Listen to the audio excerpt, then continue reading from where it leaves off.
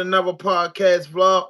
It's Raw Dope Podcast. I'm your host, Hand 5000. And everybody know I like to say good morning, good evening. Everybody like know that my presentation been different. But this one right here, good one for y'all. Usually I'd have been vlogging and talking about the current events and everything going on.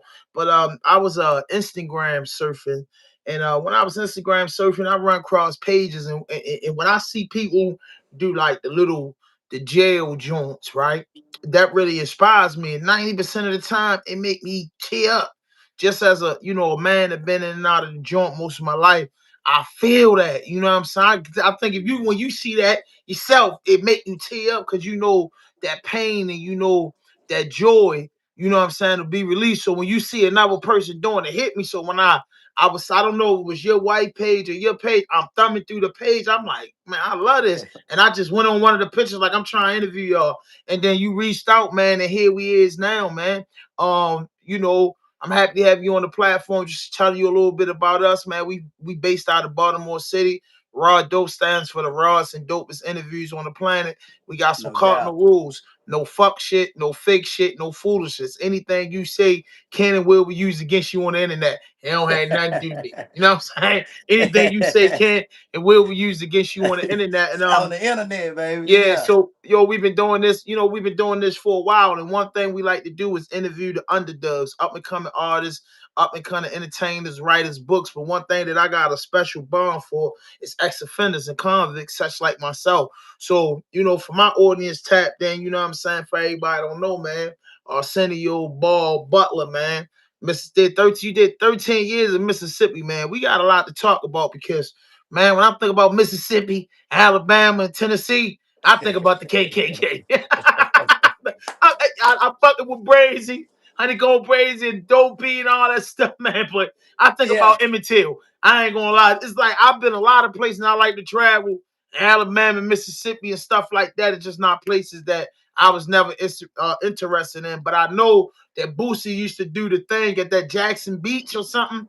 Jackson, Mississippi, the big college and the beach thing. I always wanted to tap into that. All right. So, actually, the coast, Biloxi, the beach is like Hmm. 3 hours away from where I'm from. I'm from Okay. Jackson. I'm from Jackson, Mississippi. Hmm. Uh, the state capital, the capital of Mississippi. Hmm. Uh, the capital murder of the world, the Hmm. state capital for murders of the world. So that's basically where I'm from. I can piggyback off what you just said. I'm currently just getting out. I've been home since June 7th, 2024. So I've been home a year and a half. Over yeah, that's beautiful. Um, That's beautiful, bro. That's beautiful. So look, before you yes. get into that, hey, look, just like Jackson, Mississippi, man, just because I know a lot of people from your state gonna jump in there, and my people. So what we like to do is we like for our guests to introduce themselves to the audience, and what that means, tell us, where you from, and of course, usually I interview a lot of people from my state, of course, but tell us Right. where you from, and then tell me the schools you went to. Like, I want, what I mean, I want to know what's up with my man Ball.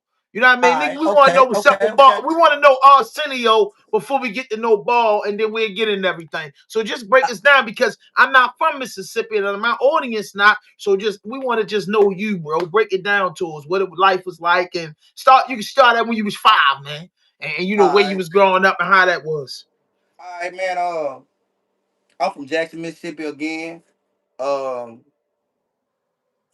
I'm from West Jackson to be exact. My grandma stayed 3 feet. Actually, I can step out my grandma's porch and walk across the street to Jackson State campus. Mm, I'm from West Jackson. Washington Addition to be exact. mm, I went to elementary school. I went to Isbel. You know what I'm saying? I grew up in a single parent home. You know what I'm saying? Poverty stricken. mm, One of my parents was on drugs, which is my dad. He was on drugs. uh it kind of forced me into the streets at an early age. What I mean by early age, not normal early age. I mean 7 to 8. I was out on the street. You know what I'm saying? I had to do for myself because one of my parents, which is my mom, she was married to a guy that didn't really like me. You know what I'm mm, saying? So my other siblings, At the time, I had three other siblings. They was getting treated, a little bit better than I was getting treated. You know, and not fair enough is we didn't have a lot of funds coming up. So, they had to make ends meet to take care of the household. But like I was saying, my other siblings, they was getting stuff that I couldn't get. They wasn't buying me shoes, but they was buying them new shoes and stuff. Mhm. Holidays come around, they were getting stuff for Christmas and stuff. I wasn't getting nothing. So, if like I said, it forced me to get out on the street and I had to do what I had to do. They had to do what I had to do to survive, honestly. You know what I'm saying? So how far did you go in school? Uh I made it to fifth grade, bro. I made it to fifth grade. I dropped out of school in fifth grade. But when I made it to prison, I had to teach myself how to read, write, and spell. I went to prison my first time at 14 years old. I did 5 years 5.5 years for aggravated assault. In the During that juvenile time, prison or adult prison? no, you get charged. I got charged as an adult. So I went through MDOC, which is Mississippi Department of Corrections, and I went at first I was in general population with the older guys for like a year. 2003, I was shipped to WGCF. If you look it up, where it was WGYCF then, which is Walnut Grove Youth Correctional Facility.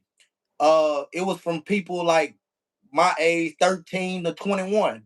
Mhm. When you turn 21, they'll send you off to the bigger prison. But that prison particularly was known to be the worst prison in the state at this time. From the time that it opened in 2001 up until 2005, 6, we was the worst prison in the state. Walnut Grove Youth Correctional Facility. You can Google it and it'll show you a lot of the blood baths that we were having down there, because back then it was blood baths. Mhm. People wasn't making it home. Niggas were getting stabbed. You know what I'm saying? Niggas were getting killed up in that motherfucker. So, that's basically where I was. My whole juvenile time, me coming up as a teen. I spent all my teenage years there. I made it out of there October 30th, 2007. I was released from there from doing 5.5 years. Um, from there, I just got out and did my thing. Before I went in though, I'm gonna bag up a little bit. Before I went in, And I was this when you fine. was 14 on the first bit. Yeah, on the first Yeah. bid, 14. Mhm. But Mhm. before I went, I was actually signed to David Banner, which is everybody know, from around the world. I was actually signed to David Banner, Big Face Entertainment. Mhm. I'm on his first CD, Mississippi the album, the one with Like a Pimp. That's Number my shit. 16. Number 16. The name of the song is Bring It On. I got the last verse, Mississippi Shouted. That's me. You Mhm. know what I'm saying? So I was into the music. I was just doing anything to make it. You know what I'm saying? I wanted to do anything to make it out my situation, because my situation was hard. It was, what I'm saying? Coming up, growing up, had to clothe yourself, feed yourself, and do everything for yourself. That's a hard situation. So I had to do things the hard way, bro. I understand that. So like I know I know a handful of dudes that stopped going to school basically at the elementary school. But what that was like, because where I'm from Baltimore, and it's kind of like it's a city. I grew up in the inner city, so we got the same story, different paragraphs though, right? So, Yeah. but the difference between us, we knew that the cops was racist. We knew like the court system was racist, but we didn't grow up in an environment with the history of Mississippi. So I feel like, when I'm gonna get into it, I feel like at 14 years old, you to be charged as an adult, you gotta like have like a murder. You know what I mean? A bait or something real serious of that nature make the news, you know, or else you'll get juvenile life and they keep you at 21. Mississippi, though, from the laws and the history of it, I could just only imagine that they just one pluck Chuck. It's like hitting the face is like no slap in the wrist policy down there. No doubt, no doubt. Now, honestly, bro, the system, as you just said, we got up under the podium laws, Jim Crow laws. You know what I'm saying? They still If, exist there. hell yeah, it still exists here. I Still never knew exists. that. Yeah. Racist as hell here in this state, bro. You know what I'm saying? Uh Man, it's terrible, especially when it comes to the system. You know what I'm saying? So, as we was talking on yesterday, and I was telling you the system is designed to rehabilitate you. Mhm. Once you go to prison, it's supposed to rehabilitate you. Right. Prison's so messed up with all these different drugs, epidemics none hit the world, they into prison. So a lot of our brothers, not when I speak of brothers, I'm not just speaking of one race. I'm speaking of everyone. A Mm-hmm. lot of the guys that's in prison, they got access to these different drugs and they get on these drugs, and a lot of brothers not rehabilitating themselves. It's no help, especially here, because you got to think about it. We one of the poorest states in the United States, so it's not no funds generating. It's not fun. Ain't no funds generating. So if you in prison and you ain't got nobody there with you, then you just a lost cause. You know what I'm saying? Luckily, when I was there, I'm gonna tell you this. Like when I was there, when I was younger, and I got there, they was sending you to school, but niggas be ashamed to go to school because man, I can't read, write, or spell. What I'm doing, Right. going to sit in the classroom with these guys getting their GED. Right. So man, what I did was, man, I got the book, one of the thickest books off the shelf, and I went slow. The this, that, like reading slow. I started out slow. And the words that I didn't know, I broke it down into syllables. I got me a dictionary. I looked them up in the dictionary and learned the words. And that's how I taught myself how to read. You know what I'm saying? I taught myself in order to teach yourself how to read, you teaching yourself how to spell also. Mm-hmm. Because again, you got to go back through the dictionary to define these words, what they mean, what this word is. So I Mm-hmm. taught myself how to read, write, and spell by doing that. And I read back then, the book that I got, it was I never forget, Roses Are Red by James Patterson. You Mm-hmm. know what I'm saying? And I fell in love with James Patterson, Dean Koontz, Stephen King. I read all their books, all of them. And like I said, that's how I made myself knowledgeable. That's how I got my education. And I signed myself in the GED class when I was 15. I got my GED. When I was That's 15 years old, dang. it took me 10 months, bro, to get my GED, bro. 10 months.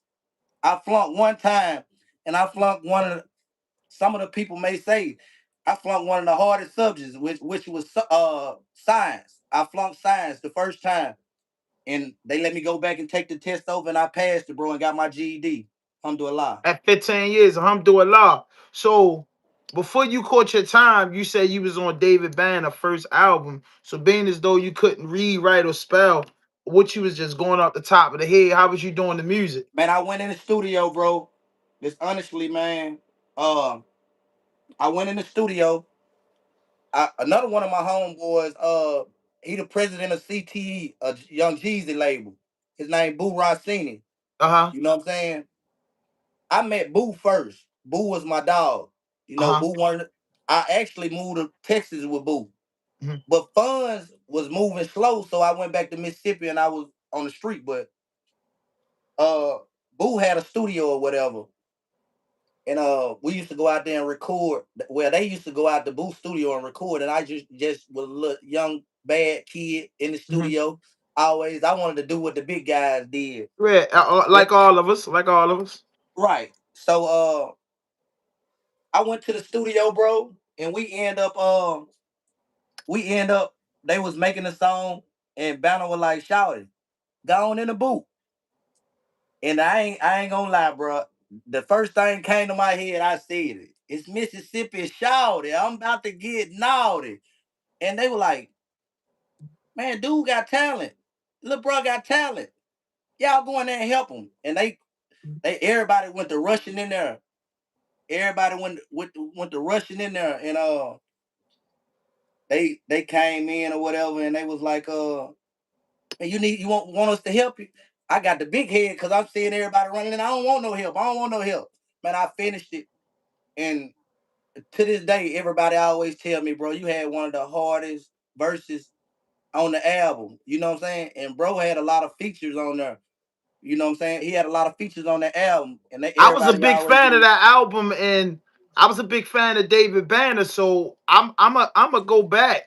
I don't want to get the copyright hit joint and listen to that joint because I ran that album through because David Banner just like he was just yeah. David Banner was my guy. I always liked the David Banner from day one. You know what I Yeah, mean? they hey, like bro, I don't have nothing bad to say about Banner, but when money being when a lot of money involved, when millions involved, Mm-hmm. everybody get the big head, bro. You know what I'm Mm-hmm. saying? Everybody get the big when money get involved, a lot of dudes get the big head, and they get to move and how they move. You know what I'm saying? I was one of the ones. Like Banner gave me like $1,000, bro. Out of all that everything, bro. Banner gave me he gave me $1,000. I wasn't mad. I took that, and that made me out of the person I am today. You know what I'm saying? Uh, I'm This actually was doing before what. you caught the juvenile time, right? Yeah, this was before I caught the juvenile time. Yeah, So from just like from dropping out in the fifth grade, so we gonna say that's 10 years old, between 10 to 14 years old, you know what I mean? You got an opportunity to work with an international superstar and you just moving your way. But the banner situation, because the way artists were getting paid back then was kind of fucked up. And then a guy like him coming from Mississippi, I don't think he was highly educated and he was a producer, writer, and rapper. So he was a triple hit, he was a three-headed honestly, monster. honestly, bro, bro, dude is dude was knowledgeable. Hmm. Dude was a monster. Banner was he knew what he was doing, bro. Like honestly, Okay. dude smart as hell. Right. You know what I'm saying? If dude didn't get get a deal, I believe he could have went and been a lawyer, or you know, he could have been a dean at Jackson State or something. He could have been over Jackson State, ran it, or a doctor at Jackson State or something. Oh, Because okay. All right. So he you know, understood the music industry. yeah, he understood everything. Yeah. See, Okay. before I met Banner, Banner was doing it like 10 years before I met him. You know what I'm saying? He just ain't he just didn't pop until around that time, like 2003, 2002. He ain't popped until then. But Banner was already dealing with Fiend, Young Bleed, uh, Yeah, you I know, a seen lot. that. Because like I said, I was a fan of his. I seen his early on, interviews, and when he would, tell you that he had been around and sleeping in his car, and you know what I'm We saying. slept in I, that I red I heard the van. story. Yeah, How he went to you New know the York and story. got the deal with Ti. Yeah, I yeah. followed him, but I was just saying overall, I know David Banner was a very very intelligent guy. Of course, we all know that, but I'm just saying like back then. You could be very, very sharp, but the industry gonna play the game, but they gonna play. You know what I'm saying? White folks Yeah. gonna play the game. They gonna play. You gotta play their game before you get to what you gotta get. And I Now believe for Banner's real. like that. Now for real, bro, straight up. Because not just so I'm gonna give you I'm gonna keep on going. I ain't gonna Hmm. stop at David Banner before I went to prison. So again, I was young, and I was out here. I Hmm. was I was out in the street moving around and stuff. Hmm. So one of my another one of my homeboys, he was signed to CeeLo Records, Hmm. same record label that Boosie came from, the same record label that Young Bleed was under. You know what I'm saying? Uh, J2, he from Memphis. Shout out to J2, that's my dog. Uh, J2. he was signed to CeeLo Records with my dog King Goldie and Boo Rossini. So all them was signed to CeeLo Records or whatever. So I went to Memphis with J2. I think I was like 9 years old. I went to Mm-hmm. Memphis and end up going to another one of our homeboys' house that I met at a concert. Mm-hmm. And it's unbelievable, bro. But I bumped into Yo Gotti at my dog house, right? Mm-hmm. Check me out. This So before just before your bit. this before my bid. Okay. So I bumped into Yo Gotti at my dog Dirt studio. So I was talking to Gotti, letting him know I was from Memphis, and I was a young nigga. I was a kid. Gotti fell in love with me. That night when I met him, he took me home with him. I went to stayed at his mom's house with him. Uh, he clothed me, fed me, and everything. To this day, Gotti like a brother to me. Like Gotti is like a brother. Like honestly, like a brother to me. Like I never did no wrong to Gotti. Gotti never did no wrong to me. There's a lot of stories that you hear about these people, but them people not that. I can't speak down on him because he never did me dirty. But dude loved me like a little brother. He didn't know me from. He could have left me where I was. He took me, clothed me, fed me. So this before the fame and stuff. You know what I'm saying? Um, man, it was Cause I had some good Mississippi, y'all times with right bro. next to Memphis and Louisiana, right? Yeah, we 3 hours away from Memphis. And like what, an hour away from Louisiana, right? Uh, actually, like an hour and a half away from Louisiana. Yep. Yeah, so that's like y'all pop. That's like y'all, you know what I'm saying? Like when artists break out, because I follow music, so I know that region, to be honest with you, kind of remind me of this region I'm from. I'm from Baltimore, and Baltimore is its own place, but we are located in Maryland, and Maryland is Right. a Right. part of the DMV. So that's Right. how I look at it. It's like it's Louisiana, Alabama, Mississippi, Tennessee. It's like that little region because y'all so close. Remind Yeah. me of like us. It be blocked out. Like it's like forgotten towns. Of course, Memphis had their big run. Alabama got Doe B and you get what I'm saying, Breezy and them, and then Mississippi had Banner, but it's still like with a lot of great talent and a lot of talented people. It's kind of like, you know what I mean? For us, industry wise, like the Right. rappers make it out, but they don't take a lot of people with them. You get what I'm saying? Right. Right. And bro, like I seen it. Like I like I say, bro. I done been up on. I come from up under an umbrella, bro. A lot of greats. You know Uh what I'm huh. saying? Like honestly, like you know when I was with Gotti, Gotti put me in a room with everybody. Like it was all like, bro, Gotti put a lot of people on the platforms, and we Yeah, could, Gotti. We fuck with Gotti from Baltimore. We fuck with yeah, Gotti. yeah, So when I was around Gotti, I met like Gangsta Black, DJ Squeaky. That's who the DJ for Young Dolph. I met anybody you can name really coming from Memphis. I was around them guys, and when I went to prison, Gotti career really just took off. Mhm. So when I was in prison, I was calling Gotti on the phone. When I went to prison when I was 14, I was Mhm. calling Gotti on the phone, and Gotti career was taking off. You know what I'm saying? Gotti career took off to where he didn't forget about me, but He was busy. he was busy. He couldn't answer the phone no more. So I used to have to call him through third party. You know what I'm saying? Call Mhm. him through third party or get in touch with his mom or you know what I'm saying? But man, much love to Gotti, bro. Gotti a real one, bro. He always looked out, bro. You know what I'm saying? So when you was behind the door, he was getting out with you. Yeah. When I was you talking about this time, I mean, we still on the first time before we get to this time. okay. When I was on the bid that first time, he used to shoot me money, drop money out to one of my homeboys up there, and Hmm. he'll put it on. We was just Western Union back then, so he'll Hmm. Western Union to put it on my commissary, make sure I make commissary. Gotti always stay real, bro. Gotti is a real one. Can't nobody force me to. talk down on him, bro, a real one. You know what I'm saying? He ain't have to do that. Bro made sure I was straight. Every time we encounter, he gonna make sure I'm good. Are you good? This, and that's everybody from the team. R.I.P. Juke too. Juke was a solid one. Got it, brother. Like Mm-hmm. Juke was a because Juke come from my background. He was, his mom went in the street, but his mom went to jail and stuff. So he was in the streets a lot. You know what I'm saying? So like I said, they understood my background, bro. They knew I was out in the street. I was a youngster. You know what I'm saying? And they wanted what's best for me. They helped me out, bro. You know what I'm saying? Man, that's love. So after this, so during your time of incarceration, David takes off, Gotti take off. This a 19-year-old ball.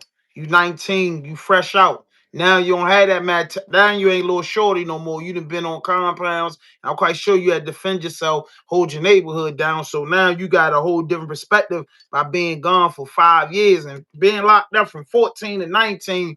It's some detrimental years. You know what I'm saying? That's prime time.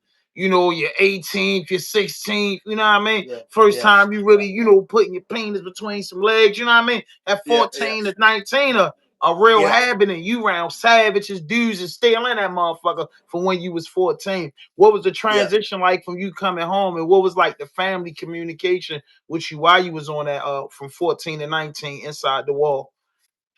Man, I ain't gonna lie. Being gone for that long, I had not been to, DC and shit. You know what I'm saying? Uh that's juvenile detention center or whatever. Hmm. I had not been there, stayed there 3, 4 months, 6 months, but I never did 5 years. So to get back in the world and I got back to the world, my dad went on drugs no more when I Mm. first got out. And he had a little situation going on in Shreveport, Louisiana. You know what I'm saying? I moved to Shreveport with my dad, and we had well, what I mean by a situation, we had, we was getting that paper. You know what I'm saying? He was getting the paper. He had got off drugs and the same drugs that used to tear him down. He was hustling. He was getting money. So I fell into a situation as soon as I came home. My dad was up like 200,000, 300,000. You know what I'm saying? Oh I wow, went that's down. crazy. Yeah, I fell in motion. I went down there and fell in motion with my dad. Uh, I left Mississippi or whatever, and went that way. I was getting money, but when you get fast money, a lot of hiccups come. We end up getting busted or whatever, and I I had to catch out. I went on a run, so How I long you went. was out from 19 to how long you stayed out? I got out in 2007. This happened in 2008. So you saw a little over a year. We Yeah, so we got busted in 2008, but no cap. I stayed on the run for almost 2 years. So I end up I end up going back to Mississippi though, because I was staying in Louisiana. So like in 2009, I was already on the lam, so I went back to Mississippi. I came back home. You know what I'm saying? And when I came back home, man, I was in the streets, tough. I had a name out there like, man, don't play with him. He coming. You feel me? I was already laying niggas down, taking they shit, robbing niggas and shit. Not glorifying that because I do not move like that no more. Hmm. But that's what I was doing. Hmm. I ain't know. I wasn't thinking right from wrong or none of that, bro. I was in the street. I had to get it, and I had to feed me.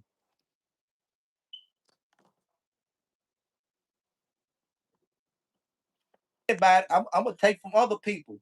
I'm Hmm. gonna do what I gotta do to feed myself. You know what I'm saying?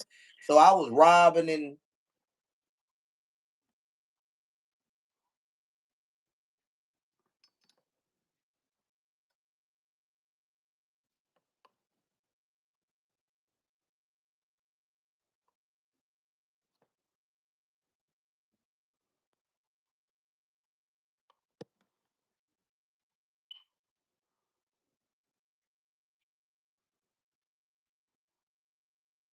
Hmm.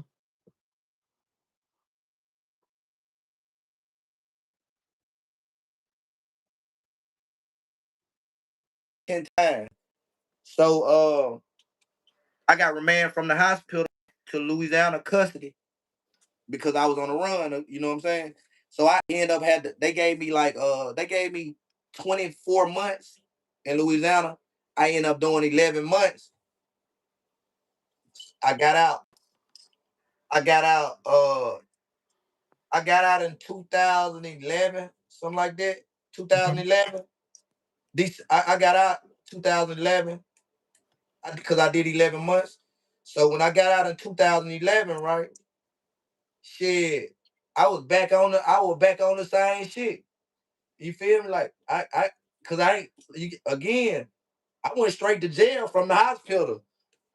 I ain't get a chance to retaliate or do nothing. So this still, getting Yeah, shot and going to the yeah, jungle, man, it's still on my mind. Like I'm telling my people over the phone, like, man, when I get up out this motherfucker, look, hey, it's on and popping. It's going on. It's going on. You know what I'm saying? As soon as I get there. So I end up getting out. Man, I was wild, bro. When I got out, it was like them shots ain't do shit to me. I was just out there. I was just out there doing what I was doing. You know what I'm saying? I end up catching these cases. I went to prison for 2 counts of kidnapping and 2 counts of armed robbery. You know what I'm saying? Uh, but then I had like I had 2 counts of kidnapping, 2 counts of armed robbery, 3 convicted felons with a firearm. I had now hold on. This is where the story finna get interesting at right here. mhm, I had 3 counts of convicted felon with a firearm. I had possession with intent of a CDS. I had possession of crack cocaine with intent, possession of cocaine. I went to jail. Uh, for all that. I went to jail. I had been out. I got out in 2011, like February and April. I was back on these charges. So I was sitting in jail. It was fucked up. It was hard. I ain't have nobody or nothing. You know what I'm saying? I mean, my people out. My daddy was on bond or whatever. No, my daddy was gone. He was gone to do his time. Uh, I ain't have nobody or nothing, bro. Bro, it's like, man, the Most High sent me a blessing. God sent me a blessing, bro. Lawyer popped up down at the jail. He was mhm, like, I got a, he said, I got some sweet for you. He said, you want to take this 250,000 or, no, it was 340,000. I was gonna leave was 200 and two right at 250, like 243, because they get their little percentage or whatever. mhm. But I was like, damn, where it come from? I had forgot that I had done did a deposition for getting shot at the store, and the store didn't have no surveillance. You know what I'm saying? They ain't had no surveillance cameras or whatever. So that blessing came through with the lawsuit or whatever. I bonded out. They gave me like uh I think it was like 255,000, whatever it was. It was some odd, but it was a number like 25,000, 30,000 to get out. Man, I signed for that money. That money came, it didn't hit the bank. The lawyer still had the check. I called the bail bonds and I told the bail bonds in my situation. And they were like, if your lawyer verified that you got all that money, we're gonna come and get you. We'll come and get you tonight. You know what I'm saying? Right. I was able to get my lawyer on the phone. My lawyer verified that I had that check. He had that check waiting on me. He was like, if he want me to let y'all hold the check, y'all can come and get it. You know what I'm saying? I was like, nah, I'm just gonna wait till I get out in the morning. I'm gonna go to the bank myself. I ain't never had this on my Yeah. own, like this much money on my own. So Right. I ended up burning out. I burned out of jail or whatever. Bro, I got back out on the same thing. I ain't let the money change me. I was riding around with 40, 50,000 in my pocket, thinking it was cool, splurging, just being young, being in the street, being young or whatever. So I'm out there splurging, not thinking that, bro, you finna get some time. You know what I'm saying? You finna get some time. You need to be trying to get obtain counsel and all that. So I did obtain counsel, but the counsel that I obtained, he was bullshit. You know what I'm saying? Um, I ended up getting pulled over. I stayed out like 20 some days, bro. I ended up getting pulled over. I had a I had a K in a car. I had a K in the car. So when they pulled me over, my little cousin, he tried to hold up for the gun. They were like, "Can't nobody hold up for the gun. Your name too hot. You did it's yours. I know it's yours. I got lot of money on me. You just like I said, man, just being a street nigga, you know, glorify. I was glorified back then. I was glorifying the street nigga. I wanted to be a nigga ain't gonna fuck with me, this and that, you know, like I wanted to hold that image up. It was the image, the ego, and you know, when the ego being away, a nigga like fuck how I turn out. You feel me? And I end up going to jail. So I that was another charge, another felony on me. So when I get to the county jail, man, it was like, man, when I got to the county jail, bro, it wasn't nothing shaking. It wasn't nothing shaking in the county. So I was like, man, fuck that. I'm finna buy me one of these officers. You know what I'm saying? Cause I came to jail when I came to jail, I had covered my money and my money and my in my nuts. So I had about $10,000, probably about a little bit close to $10,000. I had, you know, we was out where the box Yeah. of briefs. So I used to cuff the money, cuff whatever I got in my nuts. So I covered my money in my nuts and was able to make it through. You know what I'm saying? I made it through, holding tank and everything, go to the back with my money on me. So man, I ended up buying the officer. He brought me a phone in, brought me some stuff in. I'm hustling. You know what I'm saying? I'm hustling. I'm hustling up in here. I'm hustling up in here. So the folks ran in one day. We had a ride down there. They had jumped on one of my homeboys, and we tore the whole jail up. It's on the internet. You can Google it. We tore the whole jail up. We had a ride at Hines County Detention Center or whatever, and the police jumped on me or whatever, and they swole my face up. And I was like, damn, but again, I used to always wear a box of briefs. You know what I'm saying? I used to Hmm. always keep the box of briefs. So I get the boxes brief. I had my phone in my boxes. You know what I'm saying? My phone went wherever I went. So I was able to take a picture of myself and send it out to my family. You know what I'm saying? My people. And they was able to get the news folks to come to the jail and everything. So uh my wife uh inboxed me. She was like, "Hey, I'm just checking on you. Long time no see." You know what I'm saying? And I'm like, "Long time no see." Like I told you, she was a little girl with the pigtails. You know what I'm saying? Back when I was younger. You know what I'm Right. saying? So I was when I first met her, I was like 13. She was like 9, 8. So I done been to the detention center back then, juvenile and shit. So I wasn't with no talking to no juvenile. I'm thinking I'm you know, at that age, I'm grown. You feel me? Yeah, that's just I don't want yeah. to talk to her. That little girl, like, so I like brushed her off or whatever. But she hit me up and I'm looking. You know, when you in jail, you know how it is. You got a Joan, you got a phone. When somebody hits you up, you go and check their pictures out, go on the Hmm. profile on Facebook. You know what I'm saying? Check the pictures out. And I was like, yeah, I know her, I know her, I know her. So I inboxed her, man. The first night I never forget, bro. We stayed on the phone. Um, we stayed on the phone from like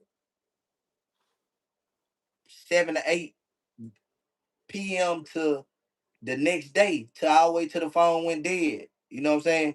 Back then we had the little silver bullets. We used to call them the little silver bullet, little Samsung phone. They real small. No, I've been to jail, man. I ain't getting my story yet. You know, I know Yeah, I'm hip. yeah, yeah. You know, I know. So I made it with my phone, but I ain't when the police ran in, I made it with my phone. I ain't make it with my charger. So Hmm. I had to try to get a charger or whatever. But me and her, we stayed on the phone. from what almost 24 hours, bro. Like, you know what I'm saying? And we were just catching up, just This before you talking. caught the time. So this let me make sure, just in case, if y'all just tapping in, please hit that notification button, hit that subscribe button, drop a like, leave a comment. A Mississippi story, man. I got my man Ball in the building. So you because bro, this shit is like a Baltimore story. You gets knocked off for all this shit. Boom, you catch the lawsuit while you in the joint. You bond out the 255, $25,000. Straight cash. I know you ain't even play with the Bells, bomb. You jump out of jail. You home 21 days with the Yeah. bag before you got cooked again. Now you on a no-brainer. You get in there, you get through the door with a couple dollars. You got the couple dollars, you buy the phone. Just like all of us men have been in prison, we know he got some money, you buy the phone. Boom. You buy the phone, you wait in trial, couple pending cases, you buy the phone, you chilling. Boom. Y'all having y'all way there, right? Racist Mississippi, ride break off. They bust your shit all up. Boom. Send a picture out like any smart man. I think I remember that because they were saying they was treating y'all crazy and shit like that. It was hella pictures, dude sick. But that might have been the COVID time. You send that out, boom. You bust it back up, boom. You get this DM. That's where we at. I got you. All right. So like I said, I had been knowing her or whatever, Mm-hmm. know her whole family, knew everybody, you feel me? Mm-hmm. So uh, she ended up being my girl. Wrote, while I was in the From the county, she start of the wrote it. bit, she came in from the start. I had been in prison. I mean not prison, I was in the county jail. I had been in the county jail like uh probably about 3, 4 months. Okay, You know what I'm saying? But again, she wasn't with me before I left the streets. right. You know what I'm saying? We wasn't Yeah, I talking or got nothing you. before This I just left the happening. street. This just was because You feel me? that's going around. And Ball got into this and his face all bad, and a couple people that like you now, and she like that you just a little girl. She jumped in the DM just because she cared, and then yeah, one thing led to another. I got you. yeah. So she had already been telling me, she was like, man, I'm gonna ride it out. I don't care. I don't care how it is. She was like, man, I don't whatever it is, I'm gonna ride it out. Bro, honestly, uh I was facing 5 life sentences. You know what I'm saying? I Which was one? facing five I was facing 5 life sentences or whatever. So Uh, I'm listening. uh I ended up going to court. Well, I was supposed to been suited for trial. Cause they had came to me with a couple different pleas. I wasn't feeling it. The lawyer that I had paid, I'm gonna bag up a little bit. The lawyer, so I had obtained a lawyer before me and my wife had got together. At the time, she was my girlfriend, but I had obtained this lawyer. I gave him like 25K or whatever, and he had came to me with a few different pleas. He came to me with 50. I turned it down. 50 years. I turned it down. Mm-hmm. He came to me with 30 years. I turned it down. Then he came back with 20. So I'm feeling like and that they ain't got nothing, bro. I ain't did nothing, Like I ain't did nothing. I'm ready for trial. He ain't have no faith or whatever.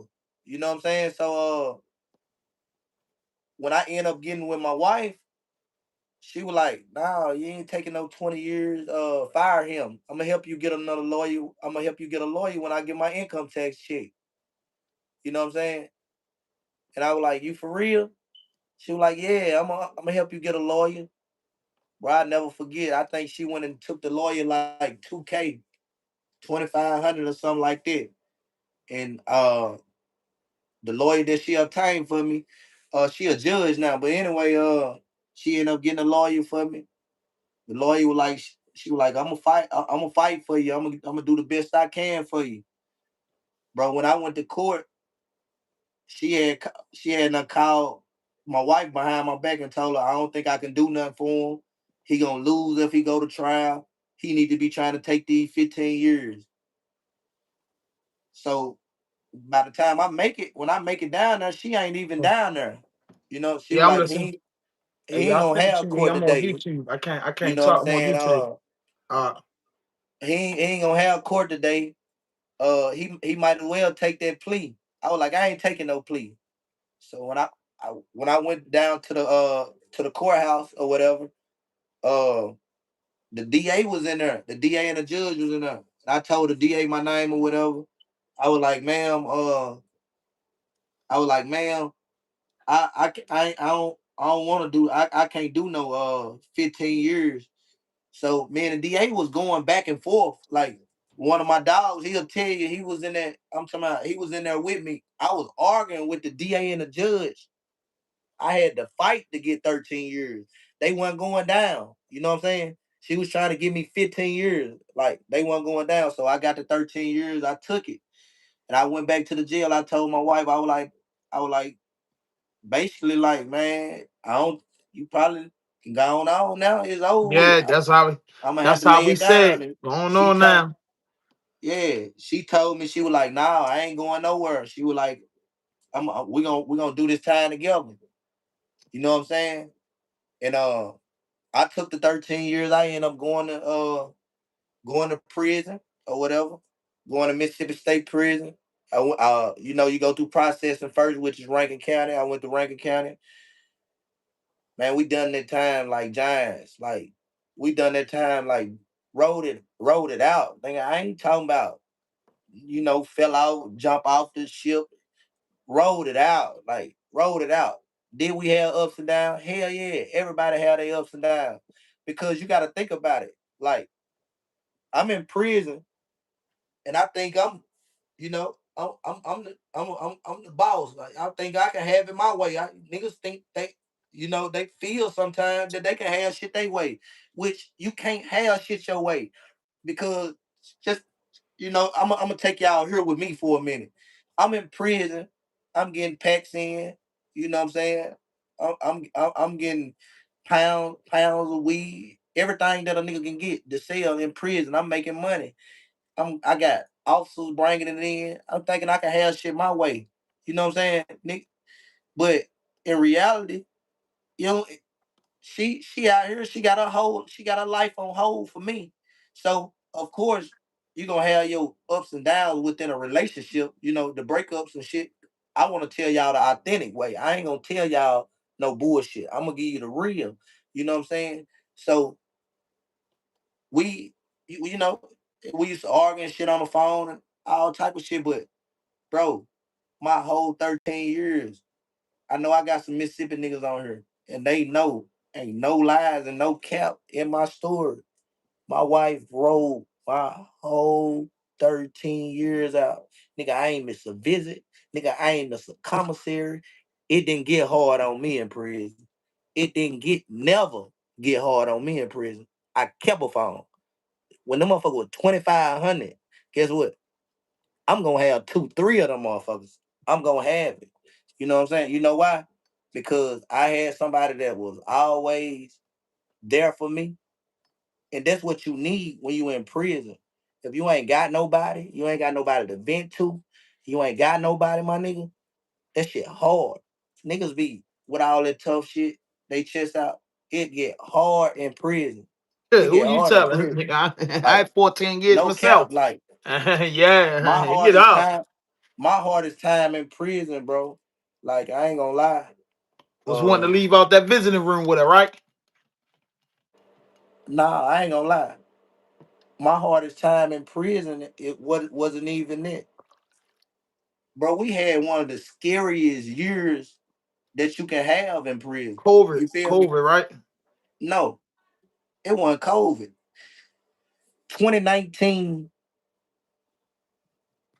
yeah, I think it was 2019, New Year's Eve. Uh, our system went up. We had a ride in the system, not just one prison, different. It was a domino effect. You know what I'm saying? And bro, niggas were dying every day in prison. You never know when a nigga try to snatch the door open and come and get you. You know what I'm saying? Because in Mississippi, I'm gonna give y'all a breakdown of the Mississippi prison system. So you don't got street gangs and Crips and Bloods. You got a few Crips and Bloods in Mississippi, but you basically got organization. Organization run everything in the Mississippi prison system, which is the Gangster Disciples, the Vice Lords. You dig what I'm saying?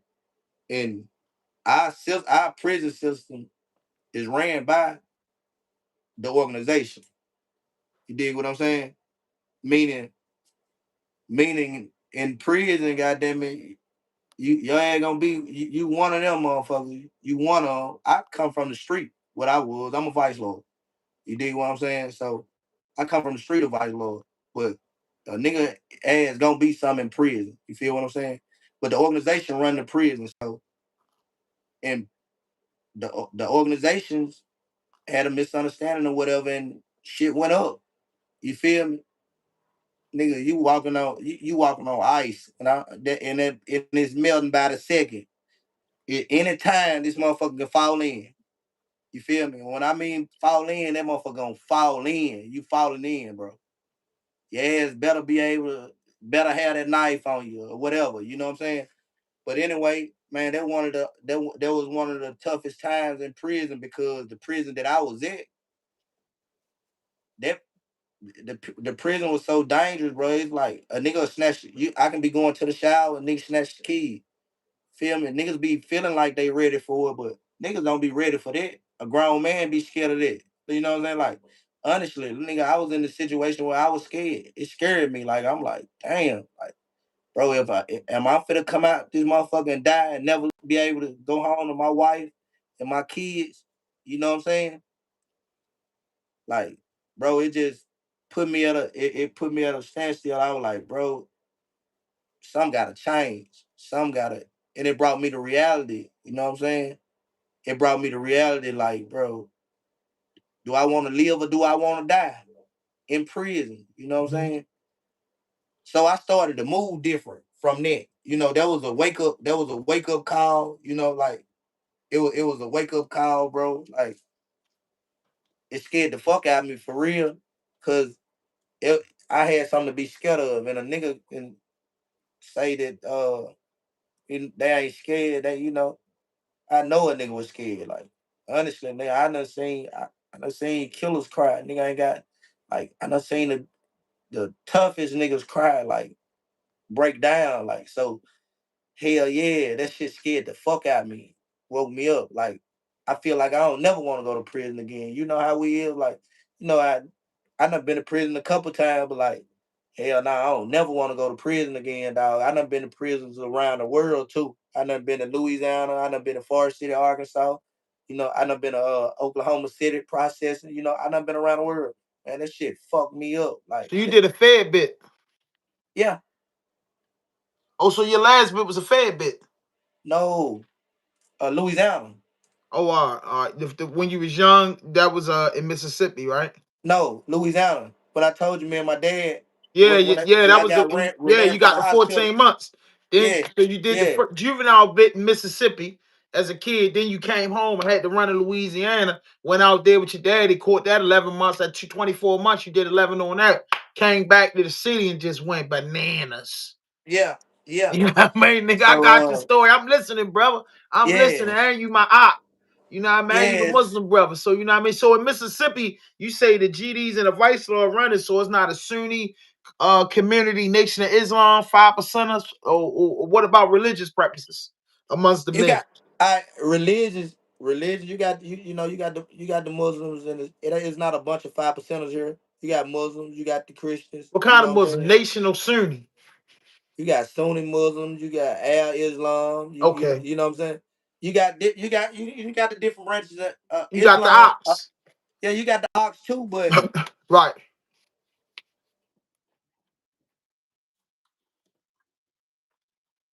He paused. It'll come back in. I want to get to my big question now. It's the big one. You gotta shake the phone, brother. Brother gonna come in. Come back in, man. Hey, man, it's Arsenio. Ball Butler story, man, straight from Mississippi, man. This brother story is real, bro. You know, everybody know, boy. I'm a talker mighty, but this brother's story is amazing, bro. You gotta learn a lot. You know what I mean? You learn a lot. Let me hit him. Just go out and come back in. Yeah, there you go. Yeah, yeah. It said it was time for a break. You know, this is my first time on YouTube now. Yeah, nah. Ain't no breaks. So yeah. So one thing I gotta ask you, dealing in Mississippi, right? Just to piggyback on prison. So I know you got the GDs, you got the vice lords, you got the Muslim community. So that's three organizations. But are y'all also in that prison, the Aryan Brotherhood, the KKK, and the skinheads? Are they a I part of the so population in there? I never I yeah. I never I don't know about the KKK not. You Yeah, feel me? The KKK not, bro. they Niggas are on the right. ground with it. Niggas if they a KKK, they better not never let a nigga hear them say they're a KKK. They gonna fuck them up. They gonna fuck them off in the system playing like that. You feel What me? about the But Aryan Brotherhood and the skinheads? The Aryan Brotherhood is in the is in there. I don't know nothing about the skinheads, but the Aryan Brotherhoods is in our system, and Right. they ain't majority like I said, bro. When drugs hit the system, it fucked them up. It fucked a lot of Yeah. them white guys up. Majority of them guys, like the Aryan brother, them they junkies now. They fucked out. They don't even they. You know how we niggas go to prison and the Aryan Brotherhood used to know how to do all the fresh ass tattoos and shit. Like, that Mm-hmm. shit ain't going on no more.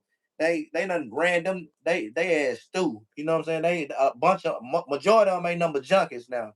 You know what I'm saying? But So do they like got the penal farm and shit where y'all niggas gotta work with like the ball around y'all leg and shit? nah, you ain't gotta work with nothing on your leg, but they got the field and parchment, what they had called what it called fill up. Parchment, like that's our Well, I heard about Mississippi that shit. I said, boy, I've been on a hammer my whole bit. Oh They no, say, no, like you hell won't. no. I I heard ain't about going to some no racist shit in them prisons, boy.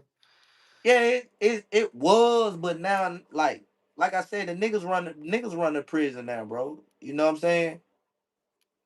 Nigga run the prison, so So we got into the gangster shit. So on the 13 years in prison, what year did you what year and what age was it when you matured?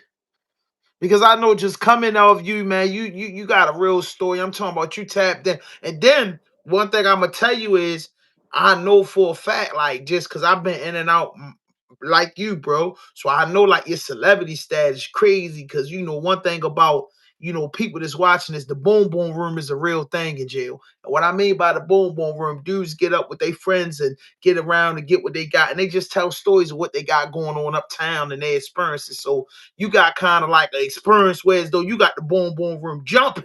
You know what I mean? You catching, in prison, we know where you catching, you going to visit every day, you on the phone all the time. They make inmates look at you different, meaning give you a level of respect. You get what I'm saying? You got the jealous respect, and then you got the real respect. Like, man, I'ma holler at Paul, yo, he might make a call and get in contact with my people because there's men in the joint that ain't been in contact with their family, no good girlfriend won't answer. You one of them niggas on the bike. You got a girl that come in there, so I know you done heard that 100 times. Yo, can you please get your girl to holler at this shoulder? Well, bro, this woman twerking on a Friday, but I'm gonna get her to do that because I'm feeling good today. You know what I mean? So you going in there with all those experiences, what was your first few years like, before you matured into who you is today?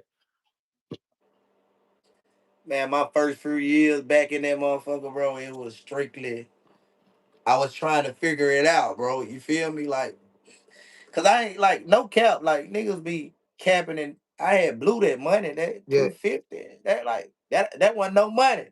You yeah, know you feel me? yeah, Like I bought a car, put rims on it. yeah, You know what I'm saying? I was out there splurging fresh yeah. air down, spending 600-700 on a pair of pants, $1,000 on shoes back Right. then. You feel me? Like so that money was gone. Like I was strictly on the hustling shit. Like I was already level headed. I was just strictly on hustling. I was trying to see like I wanted to make my baby happy, my wife happy. Like all my guys on here, they'll tell you like I wanted to make my wife happy. I wanted to be able to buy stuff from prison, be able to take Mhm. care of my family from prison. That what made me happy. You know, that what I felt good doing. You know what I'm saying? Like they know it. Like I'm go hard. I'm gonna go hard for them girls. Like my wife got a daughter, Mhm. my baby. You know what I'm saying? She not She biological, had a my daughter while you was while in the process of your she had incarceration. a daughter already. No, she had a daughter Okay. already. Okay. You know what I'm saying? Yeah. That's my that's like I looked at that as my daughter. Yeah. She As you was should. As you should. I think she was 2 years old when we got together. You know what I'm saying? She's 16 now. She just turned 16. So it's like you know, like that's my baby. I've been in her life all these years, like, you know what I'm saying? But yeah, that what made me. That's what made me, though, bro. You feel me? That what I used to like telling stories. I want to tell a nigga. You know, I just bought a car from right here on the bump. You feel me? That's what used to get me. Them the type of stories that I wanted to tell. You feel me? So 13 years. 2024 is coming in. I would take you to the top of 2024. 2024 is February. It's after Valentine's Day. You done sent your cards out. You done did everything. Now it's like, bang, this day coming. Walk me through that because on one of my bits, my first bit, I had 22 years all suspended, but 13 years, 7 months, 24 days. I called 15 years all suspended, but 7 years, 5 years probation. And for my violation of probation, I called 13 years, 7 months, and 24 days. During that incarceration, bro, before I got incarcerated, I was a piece of shit. Running the streets, getting high, hustling, toting guns, is on my way to jail or the coffin. That was just my mentality. And you know what Right. I'm saying? So the woman that I loved and cared about a lot didn't ride the bit out. So my first year, and I tell a nigga, yo, 6 years, 7 months, bro, like I rolled it out without like having a lady friend. And I know how important that was. Now I was one of those dudes to be blessed to have my homeboys and good friends get up with me to make sure throughout a year I would be okay. So but I quickly, after like knowing that I didn't have a super strong support system, I quickly adapted to learning how to make my money work for me in prison. You've been in prison, you said, for many years now. If you're a slick dude in prison and know how to maneuver in the streets, you can maneuver in prison without getting a dollar commissary. And if No, your no people's walking doubt. your cell, you be like, yo, that boy doing good in this joint. Because there's a lot of dudes in prisons looking for fathers. There's a lot of No doubt. dudes that know that the vice lords and the GDs on their ass, and like you say, the organizations run it, but it's men that's in prison that the organization be like, yo, he ain't vice lord or GD, but he's That's a right. man. I respect him. So Yeah, them that's dudes right. get to bust they moves. They gotta bust Yeah, them amongst the men, but they yeah, get to no bust they doubt. dude. You know what I mean? And then then Yeah, you like them like, yo, don't got nobody. no The doubt. next dude hook him up with a chick and shit like that. Nigga laid back. So I adapted that in prison. Like, man, give me a bag of dope, or dude, give me a bag of dope. I sold it for $50 and started a store. So I started. I knew through a course of my years in prison, I might receive $500-600, and that $500-600 to the average inmate looked like I was getting $600 a month because with No my doubt. hustles and the little, and I was catching them on time. Shit, it's catalog time. Somebody, my No man, doubt. I got 200 for you, shit like that, and I made it work. Like you said, I wasn't a junkie, so I didn't get high. I said, yo, hold up. I'm not smoking cigarettes. And smoking cigarettes is $3 in a joint. A ball of tobacco. I can't. Five Nah, for real. cigarettes is $15. Yo, I'd Nah, rather for have real. conversation. And I learned how to cook. You get what I'm saying? I learned how to cook the Nah, stir for real. fries, the wraps, and pieces and shit like that. And I made money in the joint, bro. You know what I mean? Nah, I for real, bro. survived. You know what I'm saying? I survived. And I had a Yeah. lot of homeboys that was like you. Hey, girls riding they bit out, going up in the hole and shit like that. So, you know what I mean? You know how I go in prison. I was cool. I'm in the in crowd. I ain't catching as much as them, but hey, when we go on lockup for 45 days and 60 days, I can survive these 40 of them days without going to commissary. Cause that's how many canned foods I got, cereals and shit.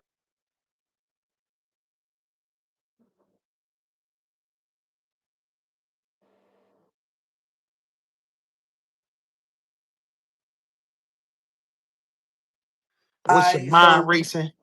I'm gonna start right here. I'm gonna take you.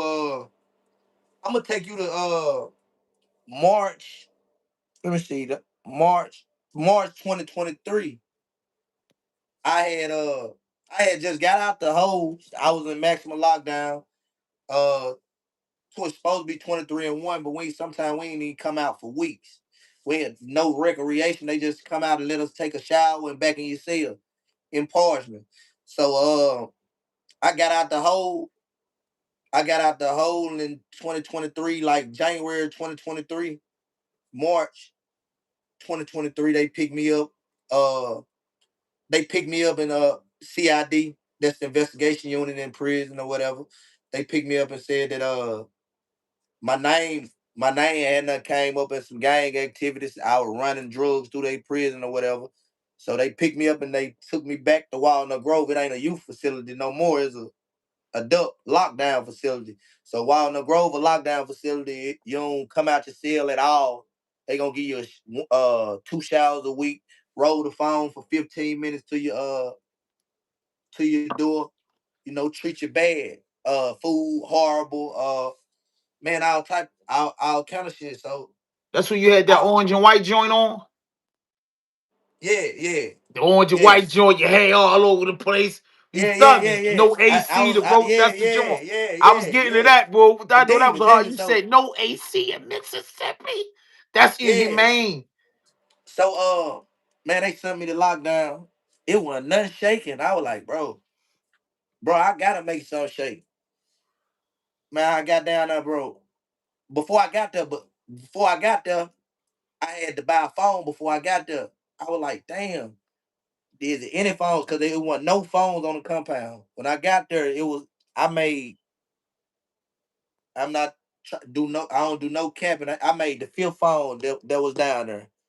Uh, when I got there. And one of my homeboys, he had the phone, so I had to call and buy the phone. The phone was 2,500. I bought the phone. I was trying to say, like, damn, how I can get something here. Because again, like I said, I was like, damn, I used to be thinking about home. I was like, man, gotta pay this bill. And then at the, at the time I had some rims. I had some rims on layaway. You know what I'm saying? On the joint. Yeah, in the And you joint. got 10 years in, nigga. Now, I got at this time I had a year left. I had like a year and a couple So you months got left. you got about what 12 in already. Yeah, I got 12 in. Oh wow, all right, So yeah. So keep the so people I knowing, was man. We in the boom boom room right now. Keep it going. They gotta yeah, know you got 12 years in with a slug left. You shorter than the yeah, mosquito's dick at this point. You shorter real than the talk. ant's dick. Yeah, real talk. So I had some triple gold days on layaway or whatever. I used to try to I was like, man, I gotta pay on the rims. I wasn't trying to put everything, trying to have my wife doing everything. So I was trying to hustle, but man, I'm finna take you what woke me up and was like, Right. man, fuck this life, man, fuck all this shit. I don't want to sell no dope no more. I don't want to do nothing. I just want to live, bro. You feel me? Mhm. I just want to live, bro. I'm in this motherfucker. I'm hustling. I got denied parole. I knew I was gonna get denied parole. They denied me indefinitely. For poor institutional record. I could have made parole, but I didn't. But guess 10 months before I made it home, bro, my dad passed on me, bro. You Mm. feel me? Shit fucked me up, bro. Like this that I still haven't grieved. I like nigga, I still haven't grieved. I my daughter 10 months old. You feel me? My daughter by my wife, 10 Mhm. months old. I came home and made a baby by my wife. I Mhm. got a daughter, she 10 months old. She looked every spit on my daddy. I put a picture up on my mirror in my room when I first got home. He's still there on my mirror. And my daughter looked every spit of my daddy on that mirror. You Yeah. feel me? But I'm gonna go back. I had 10 months left, right? Yeah. My dad passed on me. it fucked. Nigga, I just talked to my daddy a day before. We stayed on the phone. Just talked to him. And he passed like this on me. Fuck me up, bro. Like, fuck me up. All the if I would have been doing right, I ain't really need no money like that because I had already been hustling. I had money put up and shit. If I would have stopped being would have been stopped being selfish, I would have been there with my daddy. It probably wouldn't have been like that. You feel me? So it fucked me up. It just took me for a loop. And man, I wanted to change my life, bro. That's why I ain't doing. That's why I ain't living like I used to live, bro. Like I don't live like that, bro. But I'm finna get to that. I walked up out of there on June 7th, 2024. Mm-hmm. My wife came and picked me up. Nigga, I seen I on Instagram. married her. I married her in prison, bro. We've been married, I think 10 years, like 10 or 11 years. She was there at them gates, bro. Not at the gate, on they parking lot. Yeah, I seen it. Hey, look, the police, like she was like she was El Chapo wife or something. Like she was bringing some contraband or something. They handled her bad. You know what I'm saying? Handled me bad before I left just because they know I was going home. I was walking up out of there. And my baby was there. She came and got me. We got Butler Financial Services, which is we got a tax company. We do credit repair and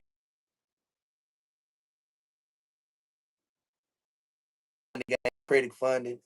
You know what I'm saying? I'm gonna show you how to turn your credit to capital, capital to credit. You know what I'm saying? Uh, she had a lot of things going for us. Had a lot of things planned and set up. She had a bag for me when I walked out of them doors. She gave me my first girl, my daughter, my precious baby, Isabella Grace Butler. I love her to death. She Shout out probably to waiting on Isabella, me. baby Isabella. Shout out, man. I salute. Yeah. Bro, I got a lot. Bro, I'm talking about. Bro, we can go all night. It's just like life is this side of life. Life is just is good now. Like I'm overwhelmed because, bro, it's living this life right here every day. It make me more happier and happier and happier, bro. You feel me? Because I never thought that I'd be able to live and tell about this story. I ain't got life in prison. Majority of my homeboys got 40 years, 50 years. I talk to them every day. I text them. They probably been on here, you know what I'm saying? They probably watching now because they know like they know how I rock. They know me. You know what I'm saying? I be the ones that I keep them going. There's a lot of them. You can't even name all of them, bro. I keep them going. I keep the system going. Them guys, they need somebody to look up to. They need somebody to be their voice because they ain't had no voice in all these years. They be, that's why niggas got phones. The nigga to keep up with what we got going on out here. They Mhm. want to know what's going on. You know what I'm saying? A lot of our guys lost, bro. You know what I'm saying? The bros lost in there. You know what I'm saying? That's why niggas saying fuck the streets now, bro. That's why niggas saying fuck the streets. It's the streets ain't gonna give you number two, one or two things, bro. That's dead or in up in there with the bros. You feel me? Right. Like that's why niggas. That's why I respect the fuck the street. That's why I respect it. We gonna You talk know? about that. I'm gonna tell you this. Now, Ball, heard your story, and I heard you say fuck the streets. You gonna get 10,000 street niggas to agree with you, right? Right, Shot 10 times, dropped out in the fifth grade, did all right, your time, ain't take nobody with you. Court cases with your daddy. So right. us men or the youth, hear you say that, that's coming from the honorable voice. Now, we from different states, but we come up the same way. But Oh, definitely. we can't say fuck the streets because our man then became hot or our man did some stealing type shit. Well, how man Nah, and did for some real. snake type straddling the fence. See, I tell a nigga all the time, it is fuck the streets. You get what I'm saying? But it's never fuck the streets with me because at the end of the day, bro, if I didn't go to the streets, didn't come up in the streets in the way I came, what man would I be today? Allah Yeah. allowed us to live to tell our stories. This was already pre-written. It's how I feel. So when I heard them men saying that, I said, "Oh, Jag, hold up. Let's just keep it real. There's a lot of players out here, pimps, max, hustlers, robbers, killers, who ain't found their niche yet, who ain't found the way out yet, who probably never gonna find a way out. I Nah, can't for pull real. myself to say fuck the men and women. All I could pull myself together and say, bruh, fuck that shit, bro. You been out here too long. It's more opportunities out here, bro. You get a pickup truck, get some money. Yo, they got all these ads where you can run 2, 3 thousand. All I'm gonna do is give the positive message to the streets, but I'm not gonna say fuck y'all because I learned my lesson, or fuck y'all because I had a good support system, or fuck y'all because I hit the lottery, or fuck y'all because I'm making millions of records, bro. You know what I'm saying? My Yeah. advice is we know what come out of it. If I talk to you call a nigga right now doing 40 years or 15 years in, he gonna tell you fuck the streets. But if that nigga come home, his back against the wall, he got nothing to get, nothing, baby mother in his ass, mother getting high, everything. He got Yeah. to go back to what he knows, especially if he ain't got a homeboy that can say, yo, listen, yo, give me 2 weeks. I'm going to make sure it's good. Yo, come hit the couch. I'm going to make sure you good. A lot of us poor, bro. A lot of people poor. They can't do that. Everybody be lucky to have a girl that fell in love with them at 8 years old and then can say, listen, nigga, if you go to the streets, you stupid. Even in my situation, I met a good woman and she helped me, bro. So she tell me all the time, be like, times get hard. I want to go It's back to what I know real quick. And she tell me like, I it's ain't rocking out like that because it I would look at your situation like you wasn't losing that bad. You could have held on. Go ahead and say what you yeah, say. yeah, but like with me, the reason why I said and I No, you got the a right to lot say it. You got the right to say it. yeah, but a lot of my guys in poverty still like, bro, it's a way out now, bro. Right, Like it's a new dope game now. right. We just lost. You know what I'm Exactly. saying? We just lost. And I can say we, cause I'm lost. I was Right, lost. My right. wife helping me find Exactly. myself, and I'm able to go to the streets and show the street niggas, hey, look, it's a new dope game now. Believe me, Right, let me tell you, it's a new dope game. It is a new dope game. Look, right. I'm just finding it out. I just like I know it's a new dope game, but look, I'm gonna take you here. So she just put me in a room with it's like 100. It was like 250 people in there. Like I say, uh, 200 of them was multimillionaires. I ain't gonna say millionaire because $1 million ain't no money. Hmm. Multimillionaires. You hear me? Hmm. 200 people were multimillionaires. 50 of them probably they playing with a they Thousandaires. ain't they yeah. You see what I'm saying? Thousandaires. You in the room Yeah, with multi-millionaires and thousandaires on their way up. on their way up, Right. bro. Is a new dope game. Guess what? A lot of them was. A lot of them look like us.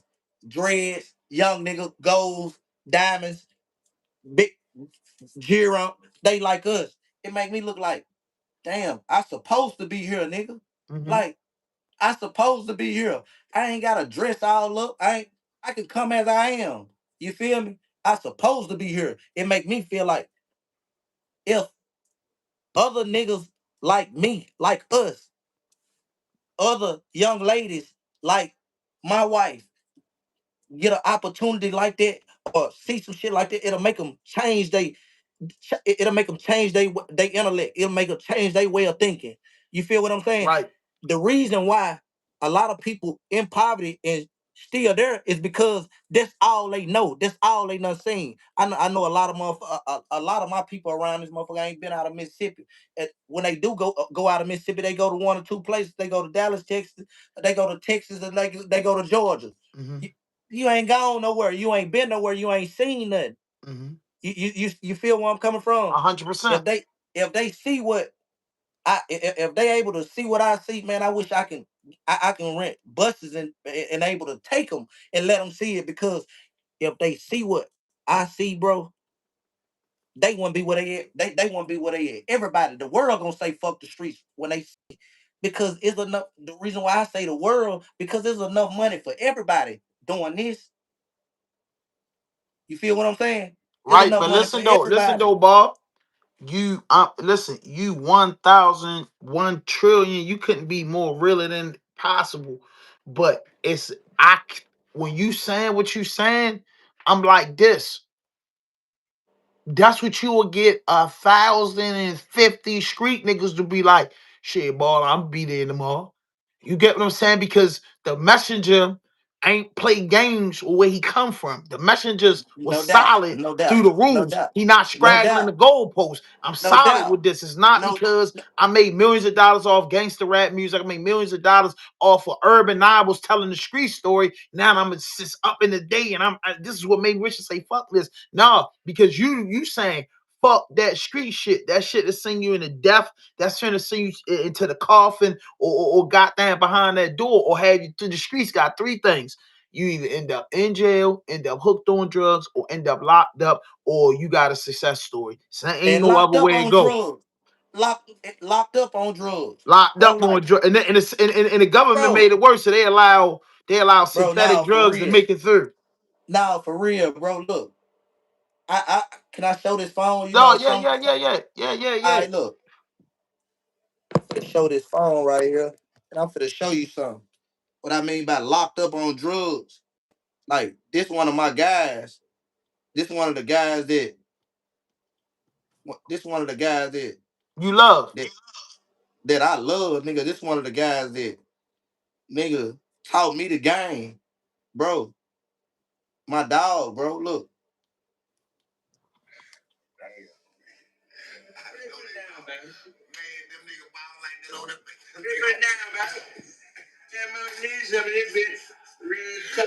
please don't class here.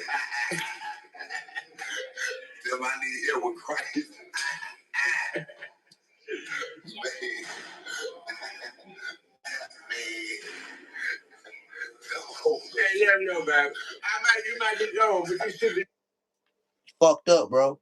Like he end up fucked up. Like you know what I'm saying? You got a lot of Locked up, time. locked up. Yeah, he got 40 years.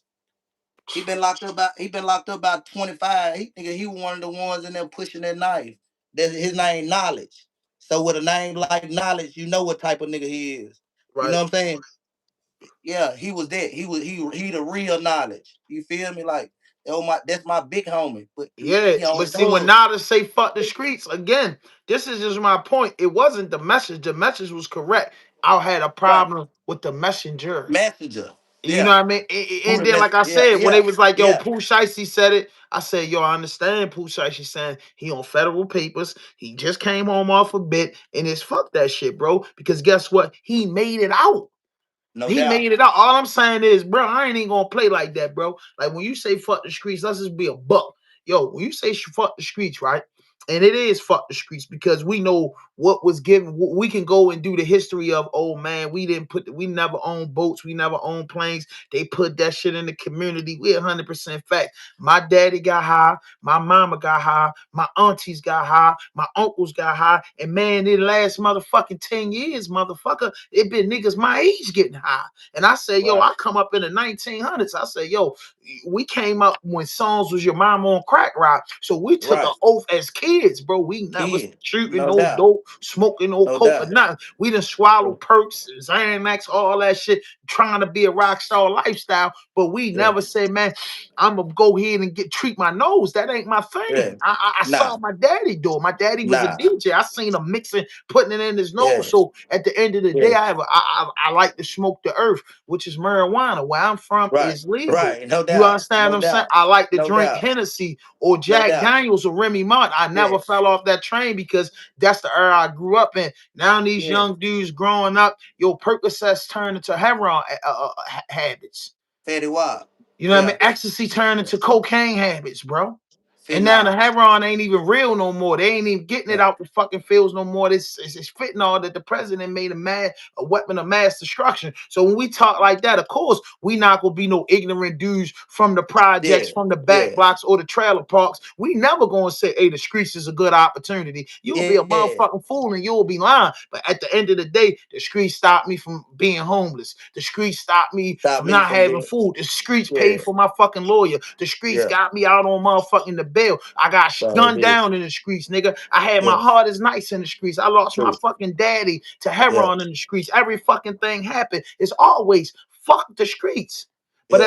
at the understanding, bro, I still drop a thug tear for that, bro. I can't turn my back on my people because all my people, some niggas been out here ain't get a chance to go to prison. They been on Right. drugs so long, they just ain't get caught. So they just got this Yeah. habit, bro. It's people that Yeah. ain't experienced what we experienced that get taken away from society and have a Exactly. chance to think. The streets roll 100 miles per hour, so I'm not mad at a Yeah. nigga if they don't get it yet, bro. We Yeah. not we Yeah. not giving we not giving fucking Can't credit get where mad. credit is due. They don't get it yet, bro. You dropped Yeah. out in the 5th grade, running around with Gotti and all this shit. You lost your Yeah. daddy and realized, yo, I let this shit get me so fucked up. I wasn't even there for my daddy, not even to take his coffin to the grave. So the message that you present is off a true experience. You didn't make Nah. it big, and then your man's in them told, and then knowledge and doing wild shit, and you saying, oh no, fuck this shit now. Hell no. You saying fuck this shit off a straight up experience. You know what I mean? Nah. I For went through real. this shit and I was able Yeah. to elevate my mind. I was in a lockup facility where it was rats in a fucking cell and the bunks low to the fucking floor. I've been through this Yeah. shit, bro. So I'm giving you Yeah. the advice. Fuck the streets, but I Yeah. understand why you gotta be in the streets because at the end of the day, you know what I'm saying? Some niggas was just born in this shit.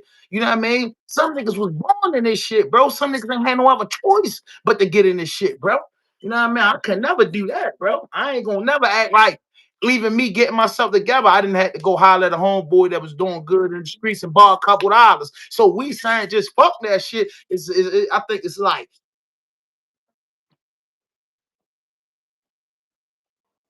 Like fuck the streets. Coming from what, like coming from where we came from, bro. right, Like you say, bro. We struggle, bro. right. We Like we struggle. So yeah, understand we that have shit. to, like niggas still got homeboys in the street that that's Get getting down. money. Like Exactly. like no, they ain't gonna be able to just, they don't get it yet. They don't Yeah, they feel don't get it yet, they bro. don't get it, like investing their money. And Right, the reason why we get it is because a lot of them, a lot of the dudes that's still out there and still in the streets, I don't think they just like, they ain't been to the places we been, bro. Like, you know right. what I'm saying? I just, bro, a nigga just really have to go and see new shit, bro. Exactly. You know what I'm saying? Like, Exactly, bro. it Exactly. just it just the Exactly. nigga it just the niggas around here now. Like, I don't feel like them, a lot of the guys is even like Shiesty, bro. Like, like Shiesty done did some time, but like, I just don't feel like, I ain't no shade on them. I just don't feel like them guys, they ain't been through enough. Like, Shiesty a silver spoon baby, really. Yeah. Shiesty daddy is you know what I'm saying? He a Yeah. big dog. You feel me? Nigga, like us, I'm talking about niggas like us, nigga. We struggle, nigga. We had to struggle. Do a nigga know what a sugar do a nigga know what sugar water is? Just to Fuck have no. water to have some taste. Cans of pork, You know what I'm saying? cheese line. You feel me? Mayonnaise bread and shit. I hate mayonnaise Hey, now. You I feel me? want to know Like, if you know this song, right? Because I know I feel your vibration. But I heard a rap song back when I was a kid, man. I was about 16, 17 years old. And the song was by a rapper named Ghostface Killer and Mary J. Ghostface Killer. Blige. And Mary J. Blige. And it was a song called All That I Got Is You. And I remember being a Man, come kid. on, man. And yeah, so you know what I'm saying? I listen to that every day. And he say, Yeah. dwelling in the past, flashbacks when I was young. Whoever thought I had a baby girl and 3 sons, I'm going through this difficult stage. I find it hard to believe why my old earth, my mother had so many seeds, but Please. she's her Yeah. own woman. And through Yeah. me, I respect that. I saw life was what it's really worth and took a step back. Family No ain't doubt. family no more, bro. You was 10 years old. on the streets. So it's like, yo, you see all these people at funerals and shit, but when I'm going through real life shit, you mourn with me. But when I'm trying to find a way, nobody there to teach me. So when I heard records like that, it takes me like, dang, bro, it was niggas going through this shit just like me. Now turn the pages to the last 10, 15 years, all this drill shit, pissing on niggas' grades, all this disrespectful shit. So when all this disrespectful shit coming into play and all this drill and all this rapping, then you niggas get caught up in Ricos, or you niggas get caught up in shit, and now y'all want to move the goalposts for certain individuals. Ratting is never good. You know what I'm saying? It's You got to not. tell kids this all the time. Don't try that shit in your state, in your city. You know what I mean? These dudes was money. You got what was fucking me up. You got the dude Rainwater from Dallas, Texas, or something is testifying against Yellow Beezy. You know what I'm saying? I don't understand in my mind. He said he can't wait to have his spotlight on Channel 4. You know what I'm saying? Where we Not come from, a man would never eat. Yo, where we come from, the word telling and cooperating is never opportunity, bro. It's never the thing. You don't defend nobody that broke the laws of the land, bro. It's like defending you. Two things I learned growing up: you can't defend a thief or a rat. nah, for real. You can't. You can't defend a thief with a rat, bro. You know what I'm What saying? So now? it's like,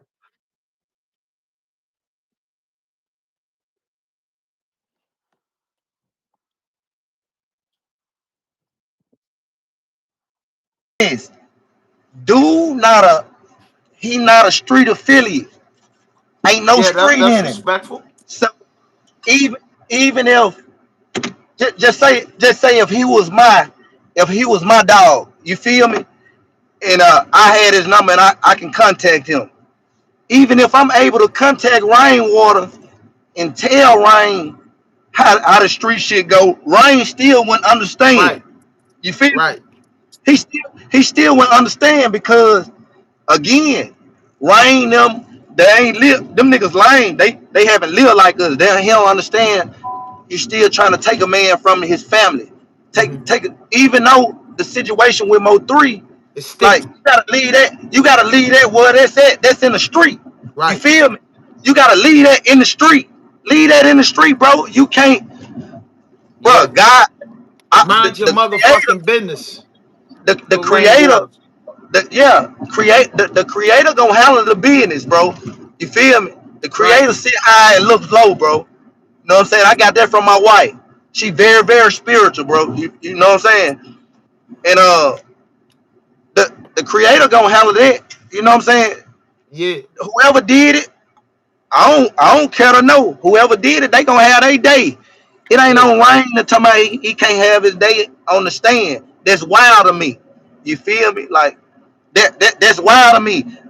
That's why stuff happen to dudes like that. You feel me? That's Yeah. why that's why stuff happen and a nigga be like, damn, why they do that dude like that here in the street? That's why stuff happen like that, bro. And I Cause don't want to speak. Rainwater isn't putting itself in street shit, and that's where I got a son, man. I got nephews, man, that's under the age Yeah, of 15 years old, and I yeah, feel like you already got the wild shit that they promoting. You know what I mean? Same sex marriage and shit. You got that out here. Then you that's got wild. dudes saying, "Fuck that, we gonna go so far and get into the streets with it and say."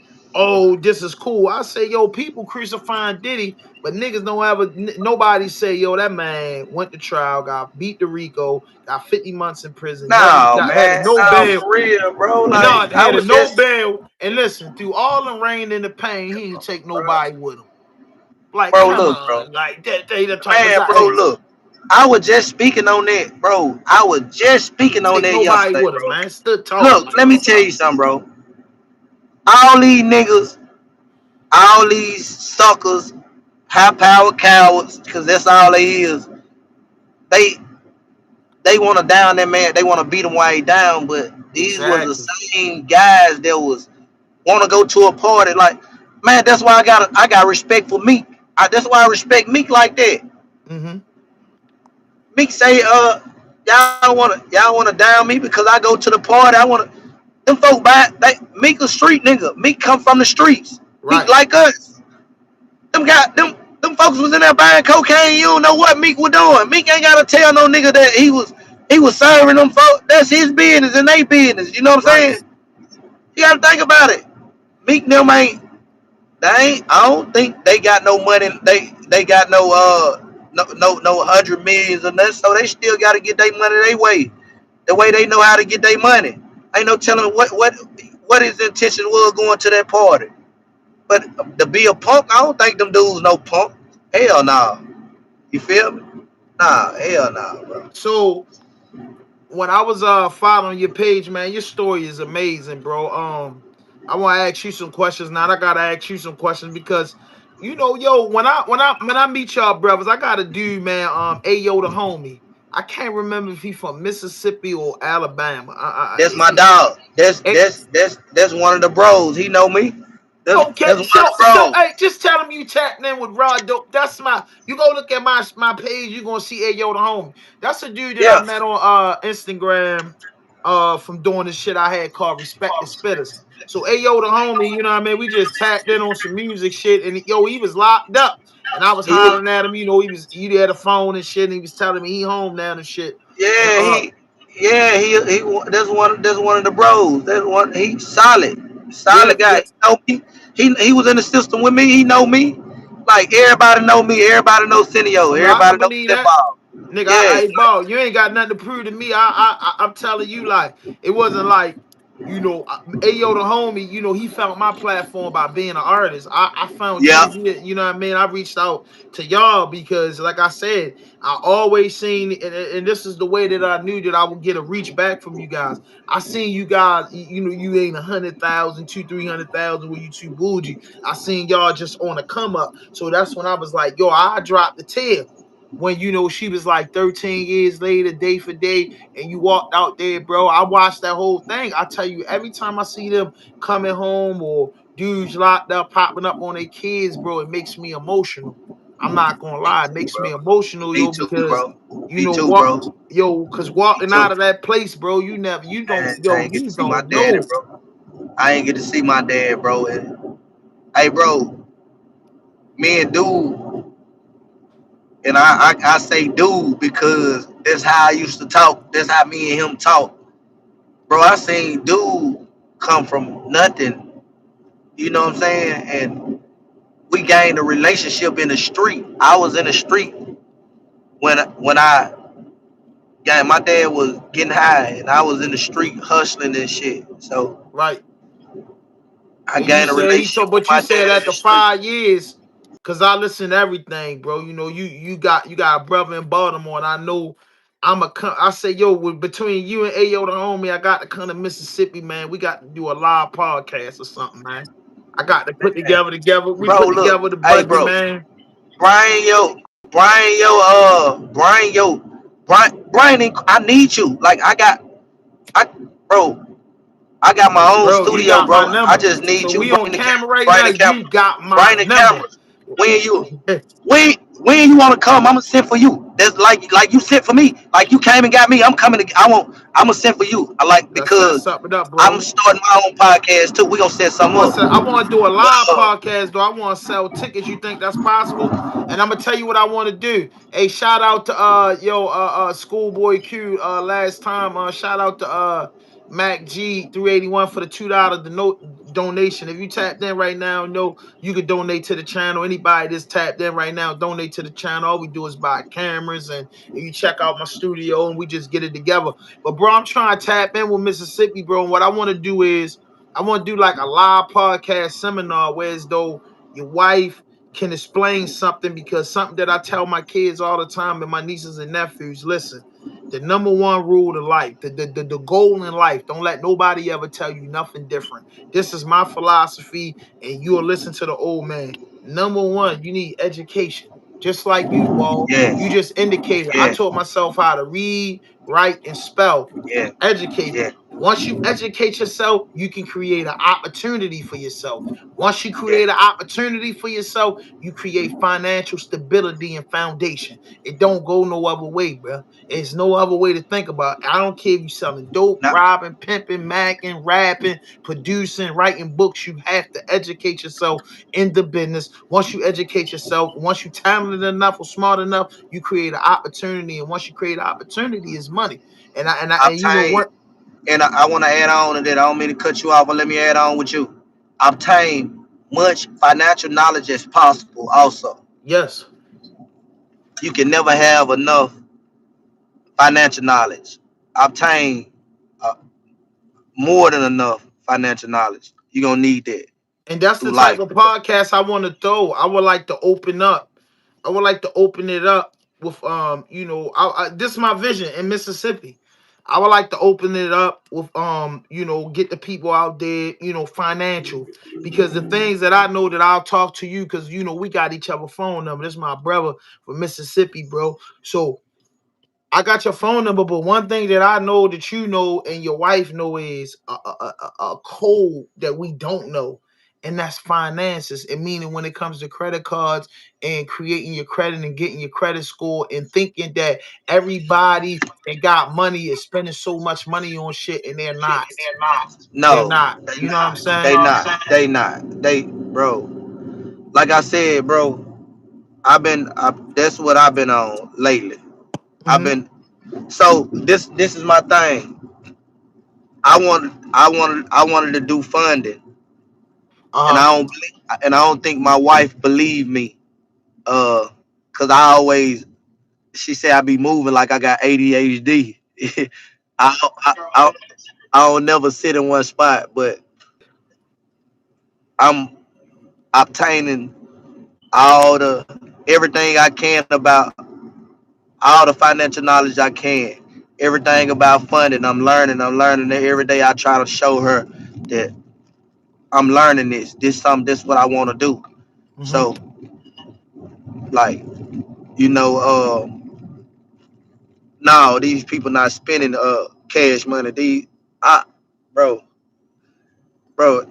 If I knew what I knew, man, 20 years ago, bro, Good God about Almighty, we credit is, been doing the chains and the cars and the drops and the trips. man, I would have never went to prison for Yo, bro, that's how I feel. nothing like that, bro. I wouldn't. I would have been, man. I would have been probably went to prison for some white collar stuff before anything. Mm-hmm. But I don't even think about that, bro. Everything we do is legal now.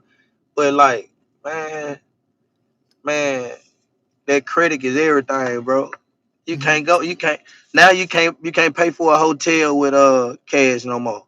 Mm-hmm. You can't. You can't. You gotta use credit And learn unless you. how it works. And learn how it works. That's the Yeah. thing that I want you. That's the type of shit I want to set up down there, man. And I think we Yeah. can set. I Yeah. think we can wrap it around the corner. We had some performances, but And you we can and, open it and like up. I say, I'm still learning. I'm still Mm-hmm. learning it. But my wife, she's a monster. She a beast.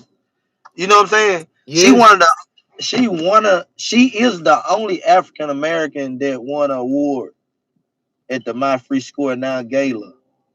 Mm-hmm. She won 3 awards to be exact. You know what I'm saying? So she she can take us through there with it. You know what I'm That's saying? what I'm trying to say. Like her and her people that was like doing it. We want to give like a seminar with like at least your wife and maybe two other people.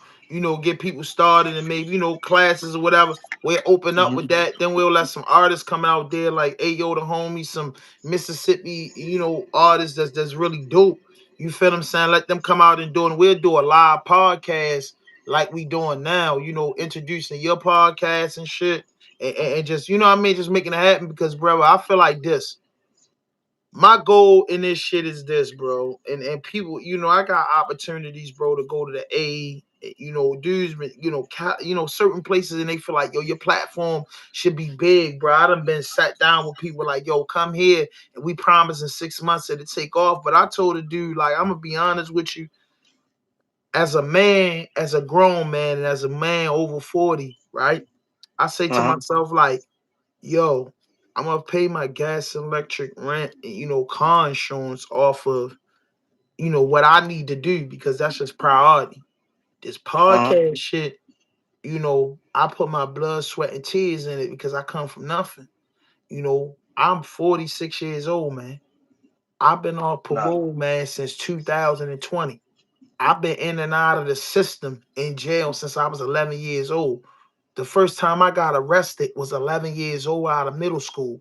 I tell people all the time, I fell victim to the war on drugs, to them coming and raiding. I got money and ran up bags, bro, when the police was locking up 30 to 40 people a day in our community, maybe 30 to 50 people a day, where everybody got locked up.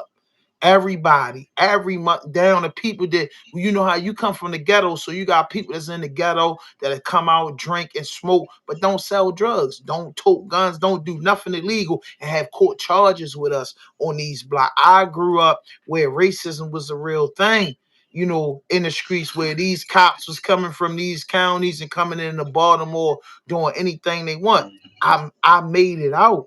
I didn't make it out to be this successful person, but Mm-hmm. I made it out enough to say, yo, I don't gotta go to jail. I'm not on parole and probation, bro. I don't gotta go piss in the cup. I don't have nobody telling me what to do. I don't have nobody dictating my life. And that was an important thing to me. So my goal is with my platform, the rawest and dopest content on the planet. I want to go to those forgotten cities like Mississippi, Mobile. You get what I'm saying? Chester, PA, Baltimore, Hagerstown, you know what I'm saying? New Jersey. You get what I'm saying? I want to go to the cities with just unpopular and create content with everybody that's doing something because I feel like if us bottom feeders could stick together, we could push each other to the top and everybody be like, yo, crabs in the burrow. Everybody, nah, nigga, crabs ain't supposed to be in the burrow. That's why everybody fighting to get out. You know what I mean? Pop the top open and kick the barrel over. Nobody will be fighting. You know what I'm saying? Mm-hmm. So that's where I'm Nah, at with for it. real. That's where Nah, I'm for at with real. it. And bro, I love that, bro, and I respect it. Um, and that's why I'm at with it too, bro. Like I'm building I'm building my platform for brothers in the inside to have a voice also. Right. You know what I'm saying?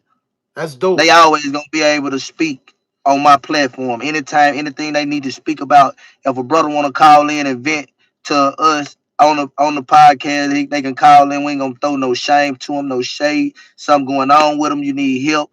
We gonna call in. We gonna put them live on.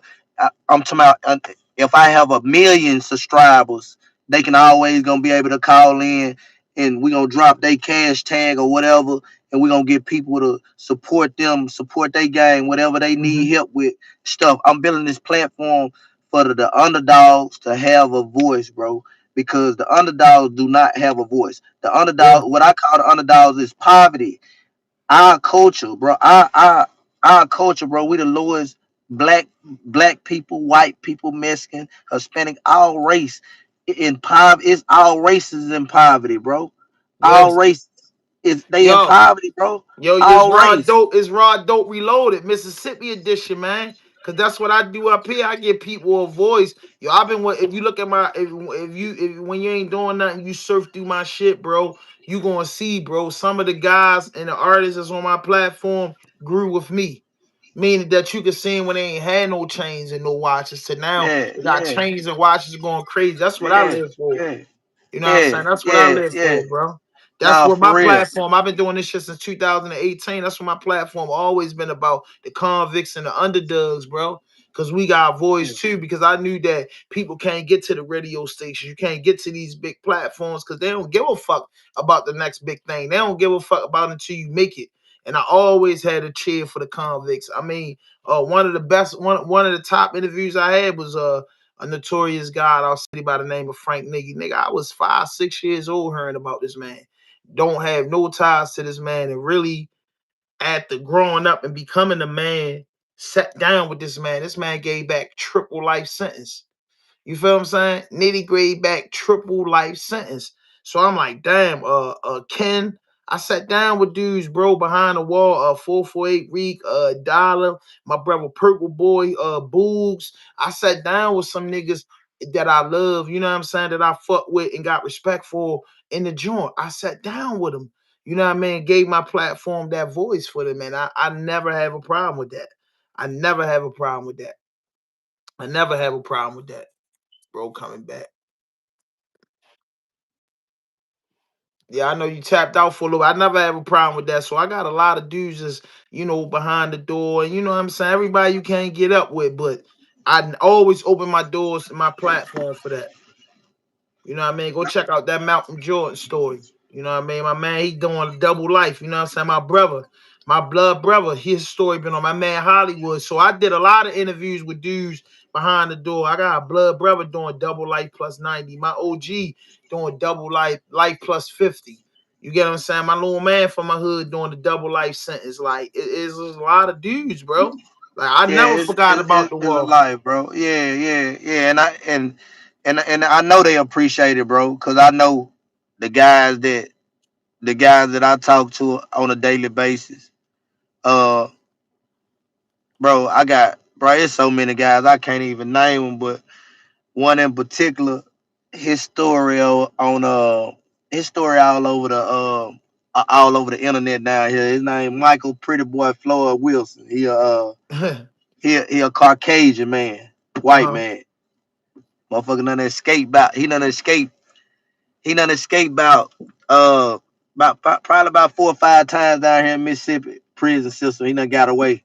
But anyway, I was locked up with him. He slept in the cell next door to me, cause he was always in lockdown. So I took a liking to him. Floyd got I think he got like 4 life sentences plus like 50 years or something. Mm-hmm. He always called me, bro. I always look out on him. My wife always look out on him. He always called me, nephew. I need $30, nephew. Trying to get me something to smoke. I'm trying to do this. And we always look out on him. But I said that to say, since I've been home, bro, it's so many it's so many dudes, bro. I can't even look out on all of them. I don't got enough money to look out Yeah, on yeah, all. yeah, yeah, yeah. But the love I, though, I you do what might I not got can, enough bro. money, Yeah, but you got enough yeah. love I and got yeah. support to be like, I ain't got money for you, but when I start my podcast, I'm gonna put your cash app yeah, up there yeah, and your yeah, inmate yeah, shit, yeah, and I'm gonna yeah, try to yeah, anybody that's yeah, failing you, they gonna get with yeah, you. You might yeah, get a yeah, wife, nigga. yeah. Nah, for real. They might find a wife on there, So, man. Ball, I gotta ask you some questions, bro, because I'm from Baltimore, and then vice versa. You can ask me all the questions about the city, Mississippi, bro.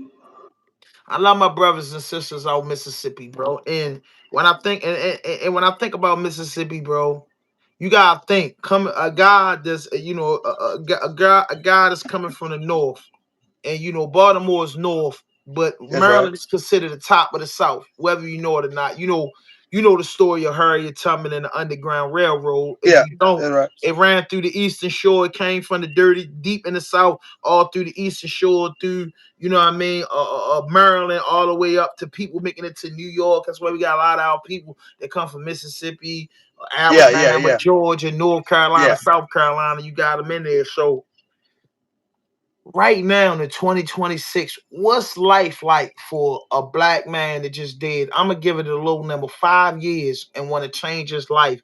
And he in Mississippi. Could he live in Mississippi, have a wife and children, and become a six-figure guy? Or is this best to get an interstate compact and leave Mississippi? I just want you to introduce me. Just say, tell me that, and then tell me if I wanted to move to Mississippi and say, yo, I'm gonna pack up and bring raw dope to Mississippi. We gonna move in your studio. Let's get busy. Would that be the right move? Answer those two questions for me. I For a young brother just getting out of prison doing 5 years, uh, yeah, you can get out of prison and you can be a 6 figure person. Yes, because let me tell you what I did. What I I'm done. saying in Mississippi. Yeah, Okay. yes, you can. Okay. Let me tell you what I done, and I did 13 years. Hmm. I got out of prison. I bought a I my father-in-law sold me a truck for $1,500, right? Mm-hmm. I bought a truck for $1,500. It's on my page. It's on my IG. Okay. I bought me a chainsaw, one chainsaw, a lawnmower, and a weed eater. I put it on the back of my truck. I made $40,000 in about 3 months, cutting trees and cutting yards. Yes, you can. $40,000 in 3 months. Mm-hmm. That's You killed. see what? You know what I'm saying? Cutting trees. One tree is all these trees in Mississippi. You can't cut all of them down. You know, people always gonna have work for you, especially when it's storming and stuff. You Mm-hmm. know, people try to get trees cut away from over their houses and stuff. So yeah, you can. You gotta get out. You gotta want it. You gotta get Mm-hmm. like you gotta want change. Mm-hmm. You know what I'm saying? You gotta want it. I got out here and worked like I wanted it. You know what I'm saying? If you want it bad enough, then yeah, you can do it. But moving to Mississippi, nah, bro. The only reason why I'm not gone is because I'm on papers, and my daughter, I'm about to pick her up from work.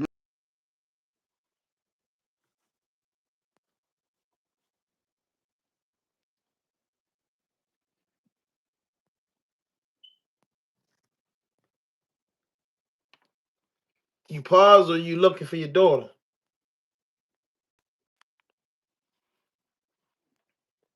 Yeah, but my daughter, she's still in school. So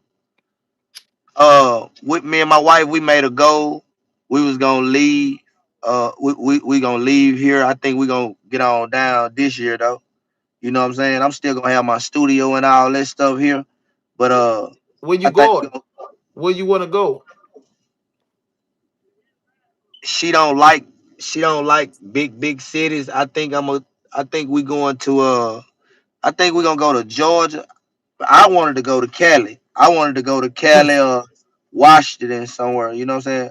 Washington Washington. D.C. Nah, hell nah. or Washington State. Washington Seattle, State? Washington. All right. Yeah, yeah, yeah. But I think we going to Atlanta though. We gonna stay in Atlanta and see how Atlanta go. You know what I'm saying? But I'm gonna leave here, bro. It ain't. I think we growing, so I think we done got too big for Mississippi. There's a bunch of haters. There's a bunch of like a lot of people have poverty mindsets, and Mm-hmm. you know I have to. I'm learning too to get out of like my wife always. She always on my back. She always. I be like, man, leave me stop.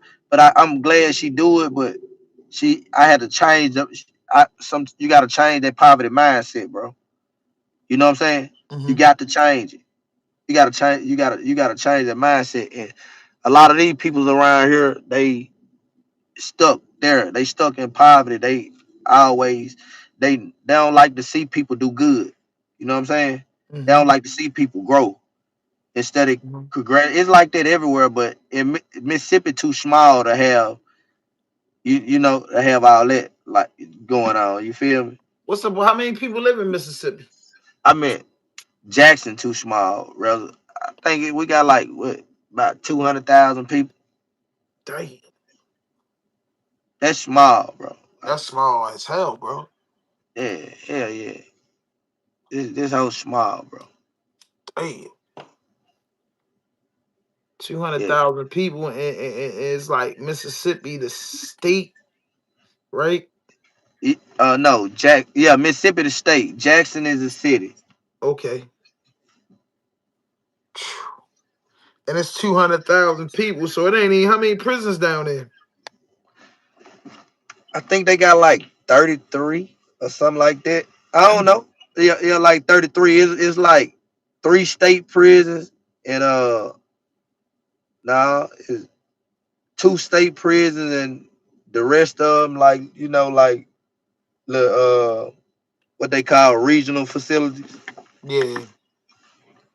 Dang, bro. I mean, that's that. I mean, you gave the story. You know, Mississippi, as far as land and buying land and building a beautiful house, I see that. But as far as like just Yeah, living if that you that gonna do that that, that life, like if, it if ain't here. Yeah, yeah, I'm from if a you big gonna city, yo. I'm from a small city compared to the big cities, but I can't handle it. I got a homeboy nah, live in Tennessee in some little town about 30,000 people, and I tell him all the time, like, bro, I couldn't handle it, bro. Like, fuck that, bro. Like, I don't want to be in a town where I know everybody. I just don't. Yeah, I don't want to be like that, bro. Like, I'm in bro, Baltimore and I know a lot of if you people. ain't if you ain't coming to if you ain't coming to buy you no land and get a big house, now like Yeah. if we find some land somewhere like not in here in Jackson, Uh. I don't stay in Jackson now, but like not I want to be farther on in the country. I want to have my own land where I'm able to put me some horses and shit. You know, Yeah. put me, some shit like that.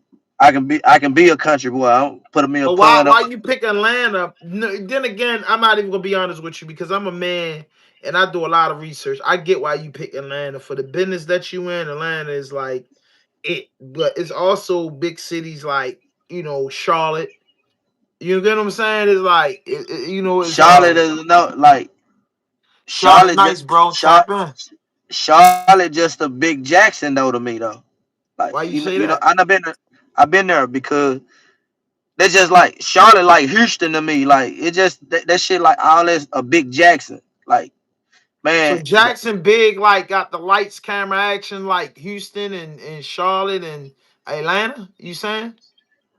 yeah. I mean Jackson got it. It's just small. It's small. It just it's small, bro. It's just like Memphis is a bigger Jackson. It's going on in Memphis. Memphis ain't nothing but Jackson. Mm-hmm. You know what I'm saying?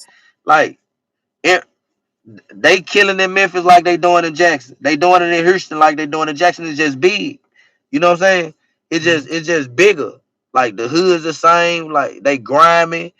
They just like some of these cities. Like it's grimy like Jackson. I don't want like Charlotte is Charlotte and what it is Durham. All that Mm-hmm. Durham. All that. Done. That's like right there. That shit like is a big Jackson, man. So what makes you think Atlanta not a big Jackson? Because like we not going in the inner city. You know what I'm saying? We going like North Cross and we going on Georgia, the you going to outskirts. Yeah, Georgia?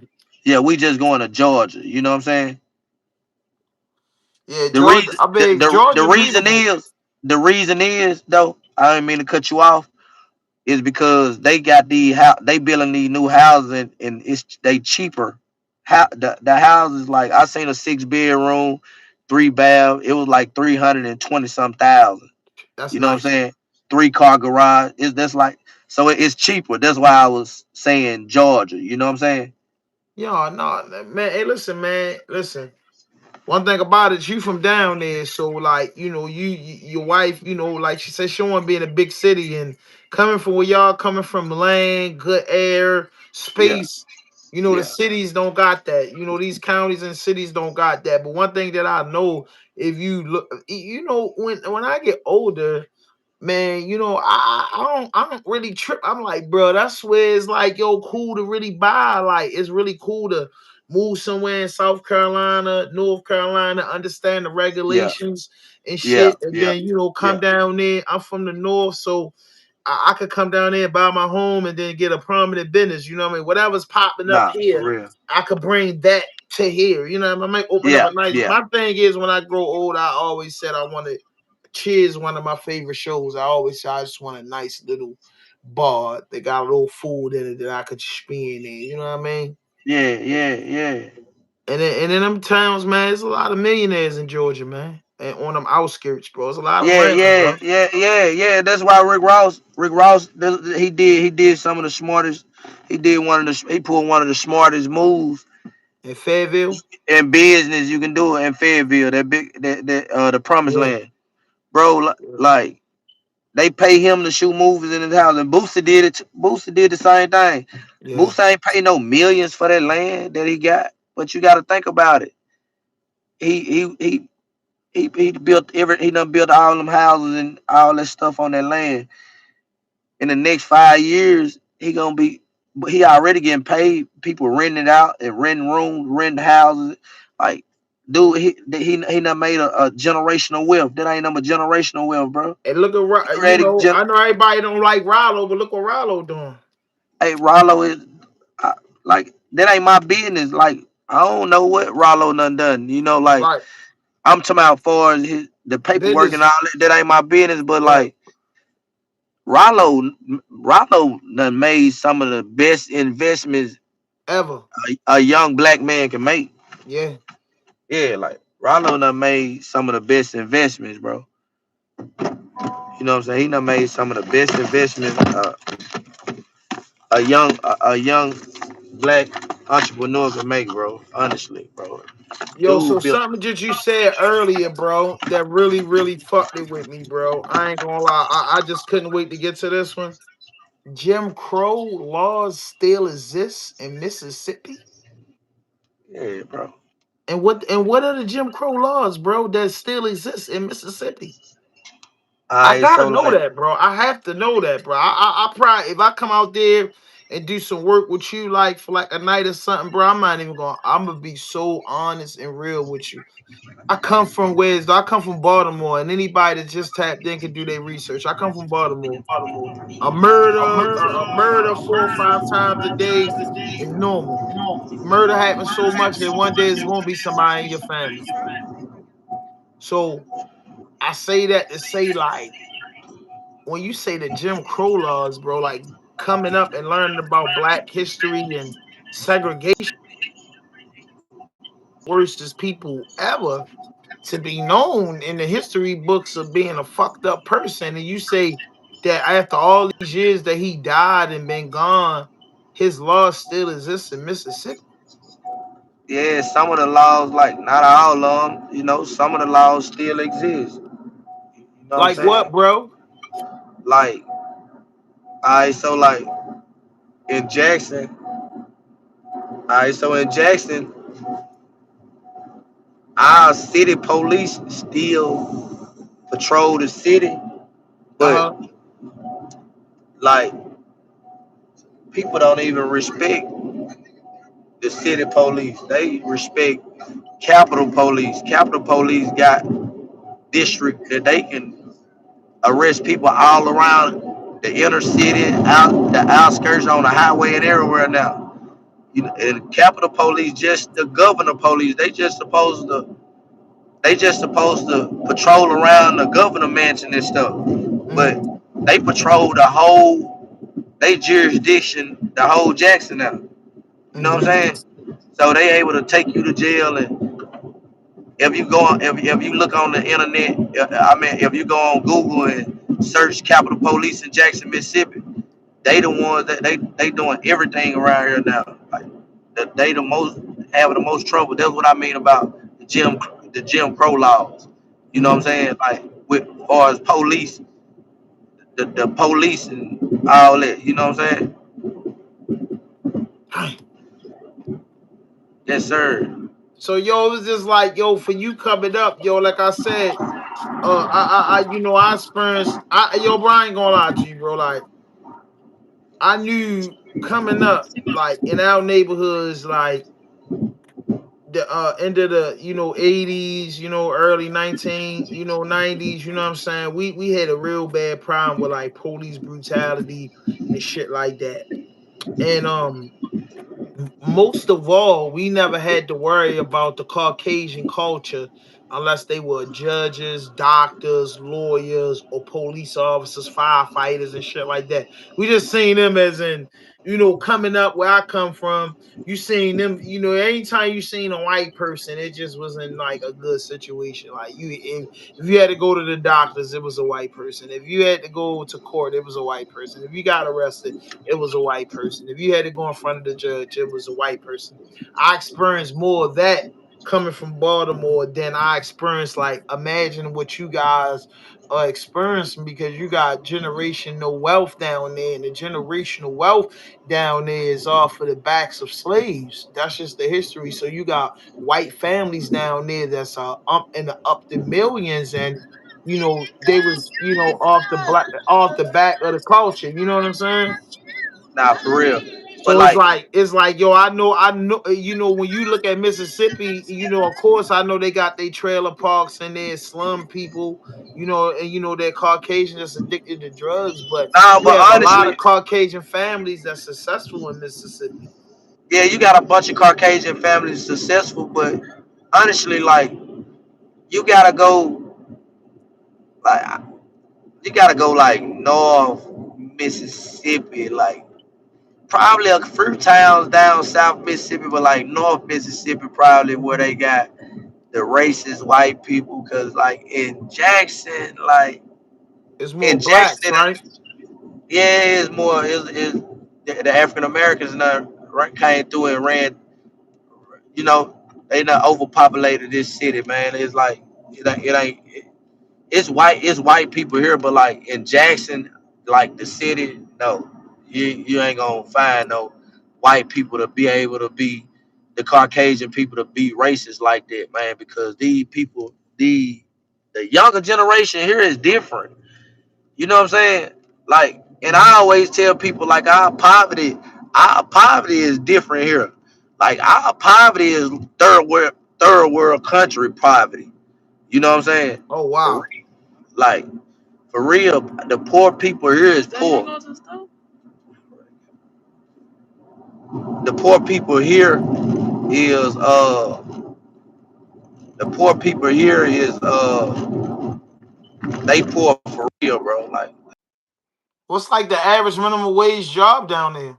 Like, what's like if you had a job, could you survive down there? I know it's a lot of truck drivers and stuff. Like, he's saying the poverty is below poor, and I come from Baltimore, and poverty is real out this motherfucker. But I can imagine poverty in a racist state. Can y'all just imagine that poverty in a racist state? If you just tapped in, please hit that notification button. Please hype this video up. If you're not gonna do anything for me, man, hype this video up, man. My countdown start January 1st. I promise, no matter how hard it get, no matter how reckless it get, to go 30 for 30. You know what I'm saying? Just getting business in the studio, about to switch up, about to switch the studio up. Like, I would do that and then switch the studio up. But um man, I just love that conversation with that brother. Like I said again, my brother tapping back in, man. This is special. You know what I mean? I like to get special joints in. You know what I mean? I like episodes like this, y'all. I just love episodes like this. But listen, hype this video, hit that notification button, hit that subscribe button, drop a like, leave a comment. I'll be Jay Z, bro. It ain't no insult to me when you call me Jay Z. I'll be the fat Jay Z guy with the pretty face from Baltimore City all day long. But I know you coons that say stuff like that, that's my not brother, men, and man. I smack the Yeah, teeth out your mouth. You know what I mean? that's No, you got my. to get with the trolls sometimes. I smack the teeth out your mouth. You know what I'm We saying? I love we smack you love down the in trolls Mississippi. too. I smack you down Mississippi and let my man Balls smack you back up Baltimore. I'm gonna smack you up New York. Let my New York nigga smack your bitch ass in the ocean somewhere. Nah, Sometimes, for hey, real. Ball, my bad. When you get into this content creating, you're gonna have to take 5 minutes out your content to let the trolls know that you not the one, because they get Nah, they for get real. irritating. Nah, for real, bro. Nah, for real. But like, like this Mississippi is what it is, bro. Like, Uh, it is what it is. And but has it, like, what's the success rate? Now, your wife, you know what I'm saying, is a successful woman. And one thing about me, I call myself an unorthodox journalist. And what I mean by when I call myself an unorthodox journalist, mean I didn't go to school or nothing. I got my education from Instagram, Facebook, Twitter, and YouTube, and books. when I was in Nah, for prison. real. I ain't read a Nah, goddamn book since I've been home, but in prison I was in 100 book club. I man, love I reading books. love reading books, I man. love reading books behind that door. It's nothing like good books, and ain't nothing like Man, good zine books. You know what good I mean? scene book. Them Hey, zine books. especially I them know you a Baltimore. convict. Hey, That's how I especially know them you a jail Baltimore. dude. Especially When them you Baltimore books. You hear me? Especially them Baltimore books.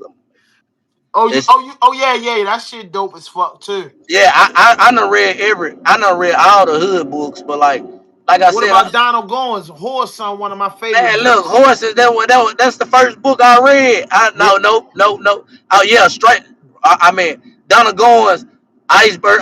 What it is? Iceberg Iceberg Slim. Slim is the first Iceberg Slim, black yeah. novel I read. But yeah, Yeah. Iceberg Slim. Then I Born read Alone, Horses. Die Alone, Iceberg Slim, Horse Yeah, Son. yeah, But yeah, I yeah, don't think, to me, in my mind, Horse Son had me in the boom boom room, bro. yeah. Horse Horse Son Son did. had me in the boom boom room. I read Message to a Black Man, Yeah, Death of Malcolm X. me I too. read a book called But Tender that Journey. I ain't gonna lie, the Malcolm X story, bro. I watched Godfather Harlem. I done read all the Yeah, Malcolm X books and all that. I love brother Malcolm, bro. You feel me? And me too. man, Yeah, I Candy read came his for story. working. Yeah. I don't like that one touched me. That one put me in the boom boom room. That Yeah, one count his situation, stuff yeah. that happened with Malcolm, bro. The Death of Malcolm I, X. That I shit. yeah, That shit yeah. vicious, bro. I'm finna, That I ain't short, that little I short never book that they I wrote. never read it. I'm going to Yo, get it. I bro, gotta go go get that. The order Death of them. Malcolm X, bro. Like, I am. I'm going to read yo, that one. I bro, never that is read only it. like, I think, if I'm not mistaken, it's maybe 100 pages, maybe less. And the book was I'm wrote going to by get I'm gonna somebody get in the them. Nation of Islam, and it lets you know that, I didn't finish watching The Godfather Harlem, but bruh, I ain't gonna say nothing crazy because I've been in this content space a while. And what you gonna Yeah. learn when you get in this bar? I've been in this for a while. I've been in this going on 8 years, and over almost a million streams. You know what I mean? I still gotta Right. work and do what I gotta do, right? So I get a lot Right. of views. You know what I mean? But I don't get a lot of subscribers, and that's the hard part about this game. You wonder, how do you get people to stick to your channel? Like, yo, stick to the channel. Like, bro, I tell people, I tell my audience all the time, I want you to notice you're gonna scream this a million times plus to your audience. Like, if you get to know me, because I dropped a documentary, you check that out too. If you get to know me and then go look at my content, nobody been robbed, killed. I don't get on the content and it going beefs. Only time I talk about current situations is when I vlog. When I vlog, I talk about the hot topics in the industry. You know what I mean? But other than that, when it comes to Baltimore, I live in a dangerous city. And I've been in prison before. So I don't feel like I bring a man and a woman on my site to ask them no fuck shit, no fake shit, no foolish. I wouldn't even play with you like that. I'm never gonna have my content in the federal court or the circuit court because I'm not putting myself in that situation to even have a conversation about that. You know what I mean? This platform is about growth and development. It's not about, getting yourself indicted. I mean, I don't really care about it. In the stories that I have on here. I say, tell the convicts, yo, share the story that you've been locked up for, convicted for.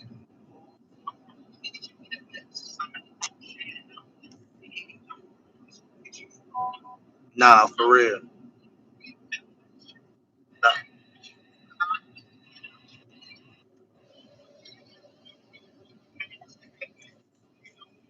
And edit it for that shit. wild shit. Nah, for real, bro.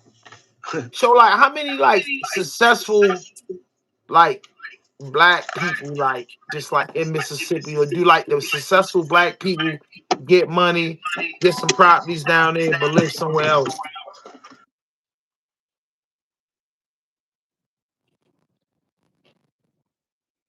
Because that's what I really want to know. I really want to know, like, a state of 200,000. Like, what's the black population down there? Uh,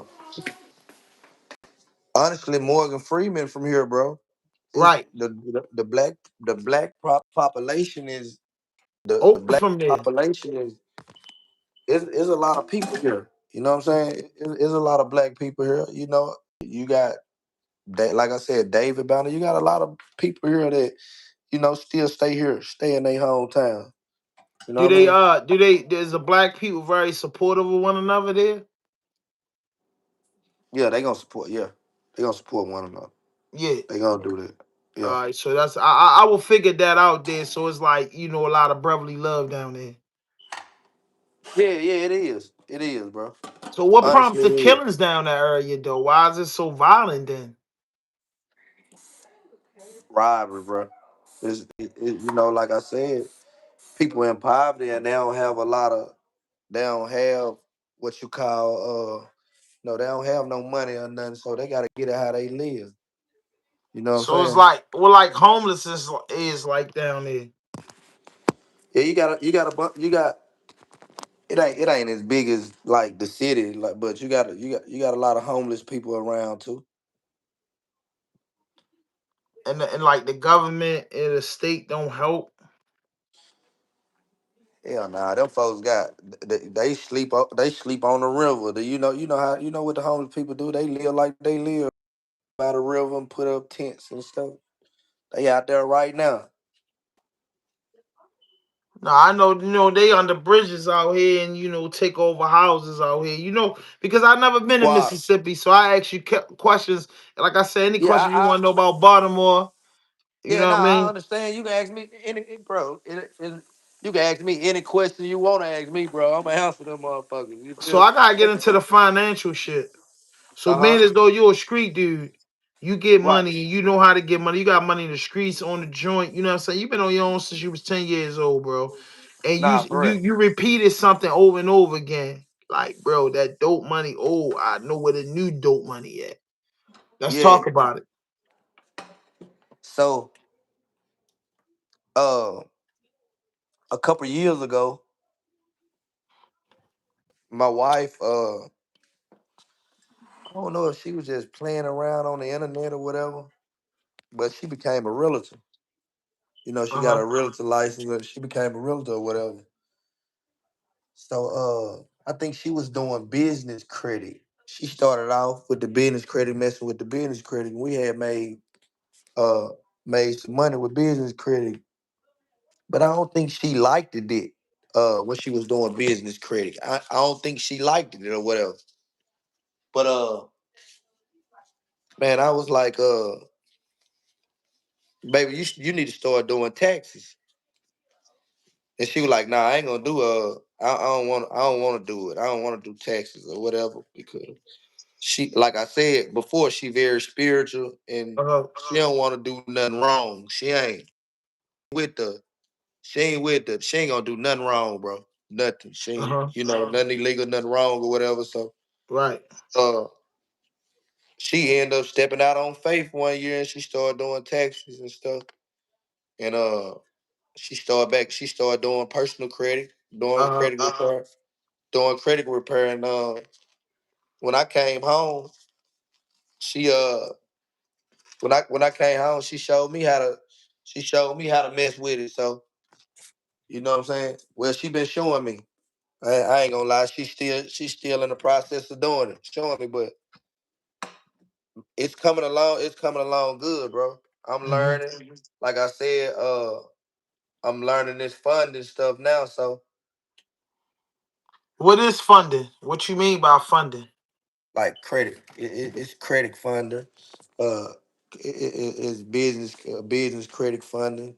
Uh-huh. Credit funding, like personal credit funding. It's like when you get loans from the bank. You know what I'm saying? So if a person come up to you now, you and your wife say, "Look, man, I got a 550 credit score. I don't have no repos, no houses, none of that shit. I had a couple credit cards. They might not have been in the best standing, but that's where I'm at with it. Like, how would you get that person bumped up? Like, what you know what I'm saying? Like, what would that person with your services? How long and what would that person gain from dealing with you and trusting you with that? I I couldn't tell them how long because it's different strokes for different folks. You know what I'm saying? Okay. But if they gotta find some and if they gotta find something and they don't have nothing on their credit, they'll need to bill. Uh-huh. So you know what I'm saying? So we'll probably put a trade line on they help them get a trade line on they profile. Mm-hmm. You know what I'm saying? To help them build And for people that don't know, what's the trade line? a trade line. A trade line on your critic is like it's like showing it'll show that you've been had credit for a long time for a period of time, a long period of time. You know what I'm saying? Mm-hmm. And it'll help you boost your credit up. Mm-hmm. Okay. And like with them, he was locked up for 13 years. He been home 18 months. Somebody asked in the comments, how long you been home? 18 months. Okay. So, how much would that cost for like you to repair somebody's credit if somebody wanted, for the people that's So tapping in? she be having different sales. We Uh be huh. having different sales. Like sometime so where right now I think it's for 3 months is 157. Mm-hmm. For 6 months is 257. For a year is 357. I think that's what it is. If I'm Hmm. not, I don't really know what it is Don't right now. quote you on that, but that's just a Yeah, roundabout. Don't quote yeah, them on yeah, that, but yeah, that's just a roundabout. yeah, So, yeah. do you have to live in Mississippi to get y'all services, or how does that work? No, no, no. We provide services for all 50 states. Okay, that's dope. That's dope. Yeah, also we file taxes for all 50 states. Okay, that's crazy. For businesses and for like self, right? Huh? For personal taxes and business taxes, right? Correct. How do somebody get a tax return off of business filing their taxes for business without be owing if your business wasn't thriving? You said what? If your business wasn't thriving, but you have a business and you want to file taxes on the business, like how does You that work? can't. You can't. Okay, You not okay, gonna be. It wasn't thriving. You know what I'm saying? right. So what your business need to be making yearly to file taxes? You wanna be making some money. You know. Like just say you only made 5,000. Could you file? You can, but you won't probably won't get you ain't gonna get nothing. You know what I'm saying? Yeah.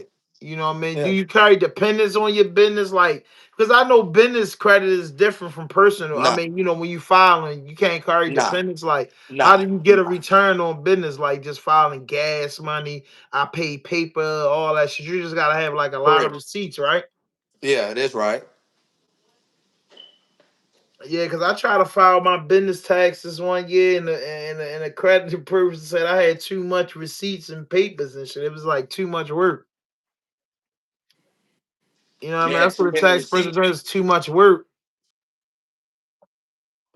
So how does that work? Because I thought like, E- how the fuck is that too much work? Everything. Now everything is electronic now. Right. No, I Right. know everything is electronic. That's for like you guys that do it, but like for guys like me, you got all your bank, all your bank statements, and then you got your receipts from gas, car parts. Like I sell cars. That's what I do. I'm a dealer. I'm a used car seller. I'm a car dealer. So For real. I got all types of receipts from this. And I remember somebody telling me like, oh my god, like this is a lot. Like I got a book bag full of receipts of what goes on through one year. You know what I'm saying? So that's what it is. Right,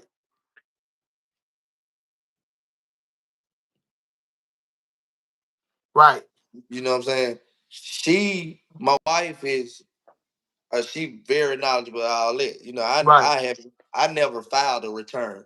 right. You know what I'm saying? But I'm learning though. Yeah.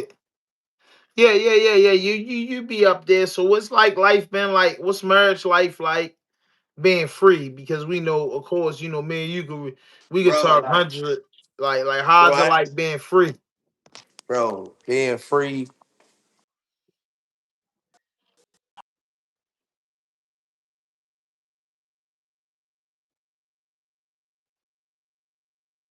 I'm cooking now. I uh I like to cook for my wife and my daughter, and and man, just chill, be able to chill at the house, man. Watch football. Right. Man, just man, life good, bro. I ain't gonna Ri- lie, life good. I can't even say minus the BS because for real, bro, life good. You know what I'm Right. saying? Right. That's that, yo, that's beautiful, yo, because like I said, when I seen the post and then, I said, all right, bet, let me get them, and then you telling the story, and that's why I worded it the way I worded it. You know what I'm saying? Love, prison, the streets, and redemption.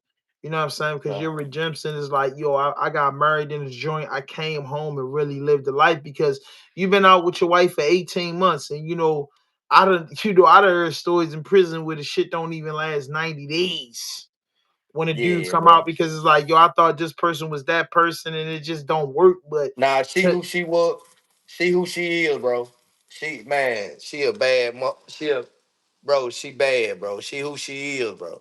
right, She she showed me who it is. Like, you know how you go to prison and you'll be like, everything this person done did, you be like, you done heard everything this person done did. Oh, she messed with whoop de woo, she did this, she ain't bro. Not one nigga, not one person, bro. Not can't name one person, bro. that's beautiful, bro. That's beautiful. And I mean, and what more can a man ask for? Even if she did or she didn't, she was classy enough and not to let anything hit your ears, bro. You get what I'm saying? And that's like, you know what I mean? That's just a real big line of respect right there, bro. And that's just like, I told my hat to that, you know what I'm saying? Because, That like she just like she not my wife. She just not only my wife. This my and this my everything, bro. Like, you know what I'm saying? I really I like, bro. I appreciate her, bro. Honestly, bro, I appreciate her for everything. I wouldn't right, have made it. I wouldn't have made it if it wasn't for her, bro. that's Bro, real. I ain't gonna lie. I bro, man. I wouldn't have made it if it wasn't for her, bro. She made me out of the person I am today, bro. Honestly, bro. I respect that, bro, because I be trying to choose my words. I be trying to choose my words that I say, correctly because, bro, honestly, bro, I ain't no telling, bro. I probably would have killed myself in there, bro, cause it get that hard in there, bro. I don't, yes, man. I cost some more time or something. You know what I'm saying? yeah. And how Versus does that work with just, Mississippi parole? just, just think about it. Like, probably cost some more time because you ain't got nobody, bro. You ain't got nobody to keep you game on what's going on in the street. Like, I listen the music I listen to, like my daughter listen to the same music and keep me game what's going on. You know what I'm saying? Right. So yeah, my son, like they, man, it just ain't got nobody and you bad.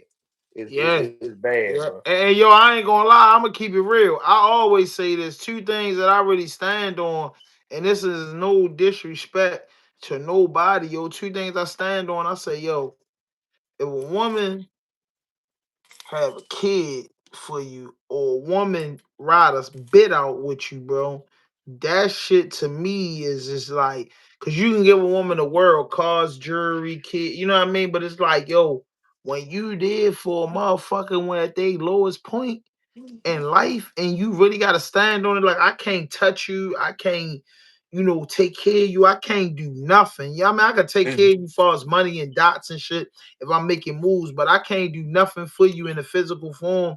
And you ride with me and still treat me like a king, bro. I always said, bro, like, what more can you do? You gotta come home and fuck with that person, bro. Like, It, and then when the story is real, so when we be linking up and do this shit, I just be wanting to paint the picture like it's still good men out here. You get what I'm yeah, saying? It ain't the like nigga that's gonna fuck you over because you did a bit with him. You know what I'm saying? Like that's just always been my narrative. Every nigga not gonna fuck you over. You know what I mean? Some people that shit stick to them like glue. Being there for somebody at their lowest, bro, and helping them, yo, like in prison. Or if for women, they might not. You got women that go to prison, but for women, it might just be, oh, I met this dude, he had to do nothing. You know what I'm saying? He did this, he did blah, blah, blah. But for us men, it's like, yo, you was there for me when I was in jail. Because like you said, you could lose your mind in jail. Like jail fuck you up. Like, but to have somebody you know for a fact that's waiting on you, that support you, and not even just about don't miss a visit. You say you ain't miss a Like visit in honestly, bro, 13 years. man, honestly, my wife told me, bro. She told me a couple years ago. She said, "You ain't gotta hustle." She said, I don't care. You gotta, we gotta eat light bread and ham and bologna sandwiches and then I don't. She, that's what she told me, bro. You know what I'm saying?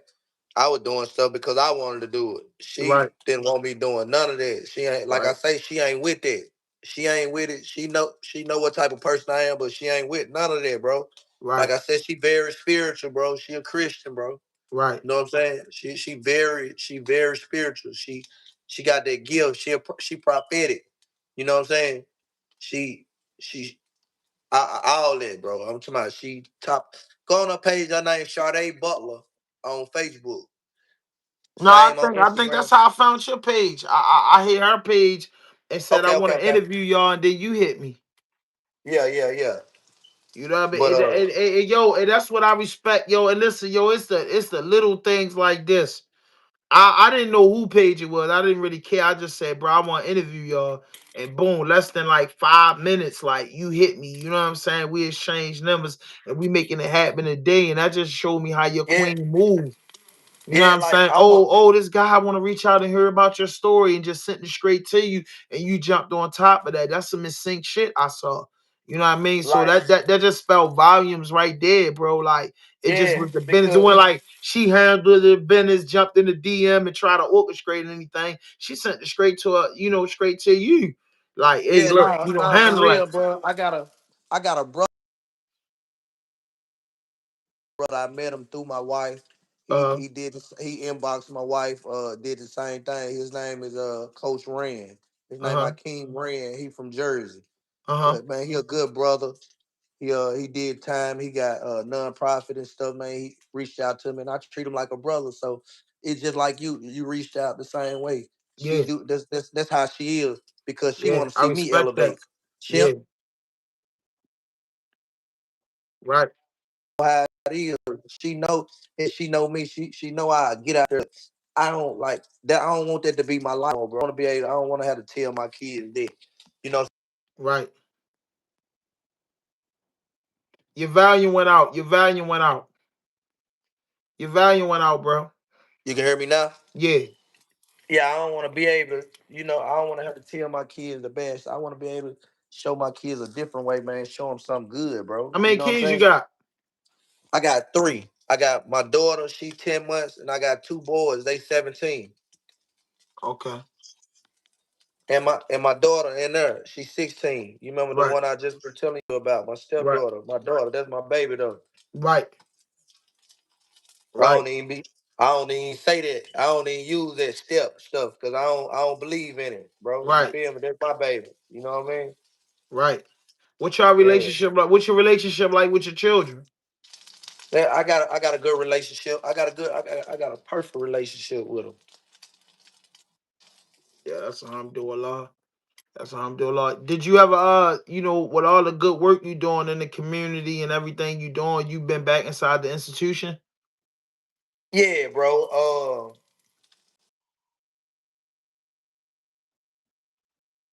At the institution to speak with the brothers. Yeah.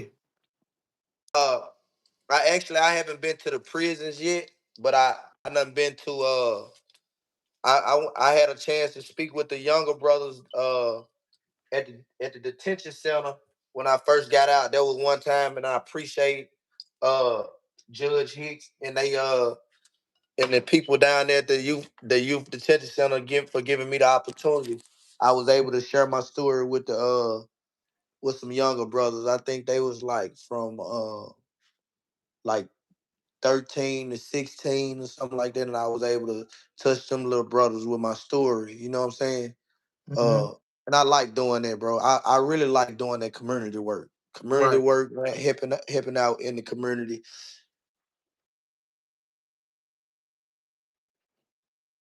Way I love doing that, bro, because it's gonna save life. You know what Mm-hmm. I mean? Is we can save a life. Mm-hmm. And I'm working on I work for a nonprofit also, Mississippi Impact Coalition, People Advocacy Institute. Uh they helping me with my nonprofit. Uh I'm gonna drop this little campaign called Break Switches. You know, all the juveniles, they uh they always glorifying the switches on the back of the Glock. Mm-hmm. You know what I'm saying? So my campaign gonna be called Break Switches. That we gonna go around and buy, not you know telling no police on nobody or nothing, but we gonna buy as many switches as we can off the streets and turn them in. We gonna try to buy 'em, just buy them back. You know, with our own money, just buy them back and turn them in and try to get it. Try to just get some of that get some of this stuff off the street, bro. Because I believe less guns, less switches, less it'll be less killing. You know what I mean? Mm-hmm. We want to try to get these people, get children, let them be able to grow old with their father, because these kids need their father in their life. These Mm-hmm. kids need their mother in their life. You Mm-hmm. know what I'm saying? Let's stop some of this senseless killing and try to come together in these communities, and I believe we can do it. You know what I'm saying? One Mm-hmm. day at a time, one step at a time, we'll be able to do it. It's on us to change our community, bro. You know what I'm saying? Mm-hmm. It's on us to do it. And I know we can do it. I ain't gonna say I believe and it can't be done. I know it can be done. They say you're a real one. These dudes can't hit what they want with the switch. They just shooting and whoever get hit, yeah, for real. Nah, They for don't real, even know man. how dangerous that switch is. You get what I'm saying? And the crazy part about it is, we can't even knock them because they don't know. Like bro said, we trying to tell them what happens because you see a lot of shit on prison. You see dudes walking out the door. You see dudes making stir fries and hookups and laughing and joking, having guns and treating inmates like dogs and shit, bro. But I be telling dudes like, hey, that shit might look good, man. But when you in that motherfucker, it's a different story, bro. It's a different story waking up to that shit every day, smelling blood, smelling shit, bro. There's a lot going on in that motherfucker, man. Dudes be so locked up long, they fall in love with men. Dudes locked up so long, the drugs make them feel like they free until they wake up. You gotta wake up. That's the only thing I tell the dude. Everything you can do, you get drunk, fucked up, and do whatever you want to do, but you gotta wake up in the morning. You're gonna have that sober spell. You're gonna have that dry spell where they run in them jails and take everything with drugs and tobacco ain't available for 3 weeks, sometimes 4 or 5 months before the jail open back up. It's more to the story than that, man. And I respect anybody. My thing is with the community activist shit is I don't want to go in front of no men or no woman talking that shit and don't have no resources. And I don't want to fuck with people that say they got resources and then you get 30 people outside and then the resources don't work. You get what I'm saying? I want to be involved in what works because I know from when I was a troubled youth to being a man, I fucked it with the people that's saying what they mean and meaning what they say. You know what I'm saying? Like you say, God, he took you home and took you with his family. You took you to his mother and made sure you was good. Like that's what saves a lot of lives, bro. A lot of lives. All right, man. You saying fuck this shit. Put the guns down. Where I'ma stay at tonight. So I like when I go out in the community, I don't mind going out in the community with words of encouragement, but I'ma still feel bad after these words of encouragement, even though these words of encouragement may save some lives. But man, I want to do more than just talk. I want to say, listen, man, fuck all that. You trying to get off the streets, bro? We got 20 beds. Who trying to go? You know what I'm saying? We got 20 beds. Who trying to go? Who trying to really get out the streets? We got 20 fucking beds right now. That's the type of shit I'm on. I don't want to play with people. You know what I'm saying? I don't want to play with the youth. I don't want to second guess nobody. I just want to always be resourceful because I know us as black people and brown people, like We want resources, and then I think when you got resources, bro, people feel more security because if you give a job opportunity to a dude or to a woman, they gonna take that, bro. You be surprised how many dudes willing to work. But like he said, bro, like some dudes don't know how to fill out an application. You know what I mean? Like some dudes ain't with the shit, bro, and it be like, oh, yo, it ain't your fault. Oh, cool. It ain't. It is that person's fault. You get what I'm saying? If that's the way you want to put it, that's why that person is in your house trying to rob you. That's why that person is trying to kill your daughter or your son. That's why that person is robbing old people because you think that it's got to. They got it figured out. Like, bro, when you come from, you can't read and write and spell, bro, and you don't understand common sense, bro. Like, it's hard out this motherfucker when you don't got that. And some people is never gonna have common sense. I'm sorry to say that. Some people just gonna end up dead in jail, hooked on drugs, and that's a bad thing. But that's just the way it's gonna go. But if you can help as many people as possible to get off of drugs, stop doing shit, and stop doing this and stop doing that, that's a blessing. And maybe them people that feel like they could never get off this shit or never get out, they could come to their senses. You know what I mean? So it's like, bro, Harriet Tubman, yo, everybody that went through the Underground Railroad went through the Underground Railroad, but a lot of people got left. Hit that notification button, hit that subscribe button, drop a like, leave a comment. No fuck shit, no fake shit, no food. It's just Raw Dope Podcast. We tap in the Mississippi story, man. Let's go.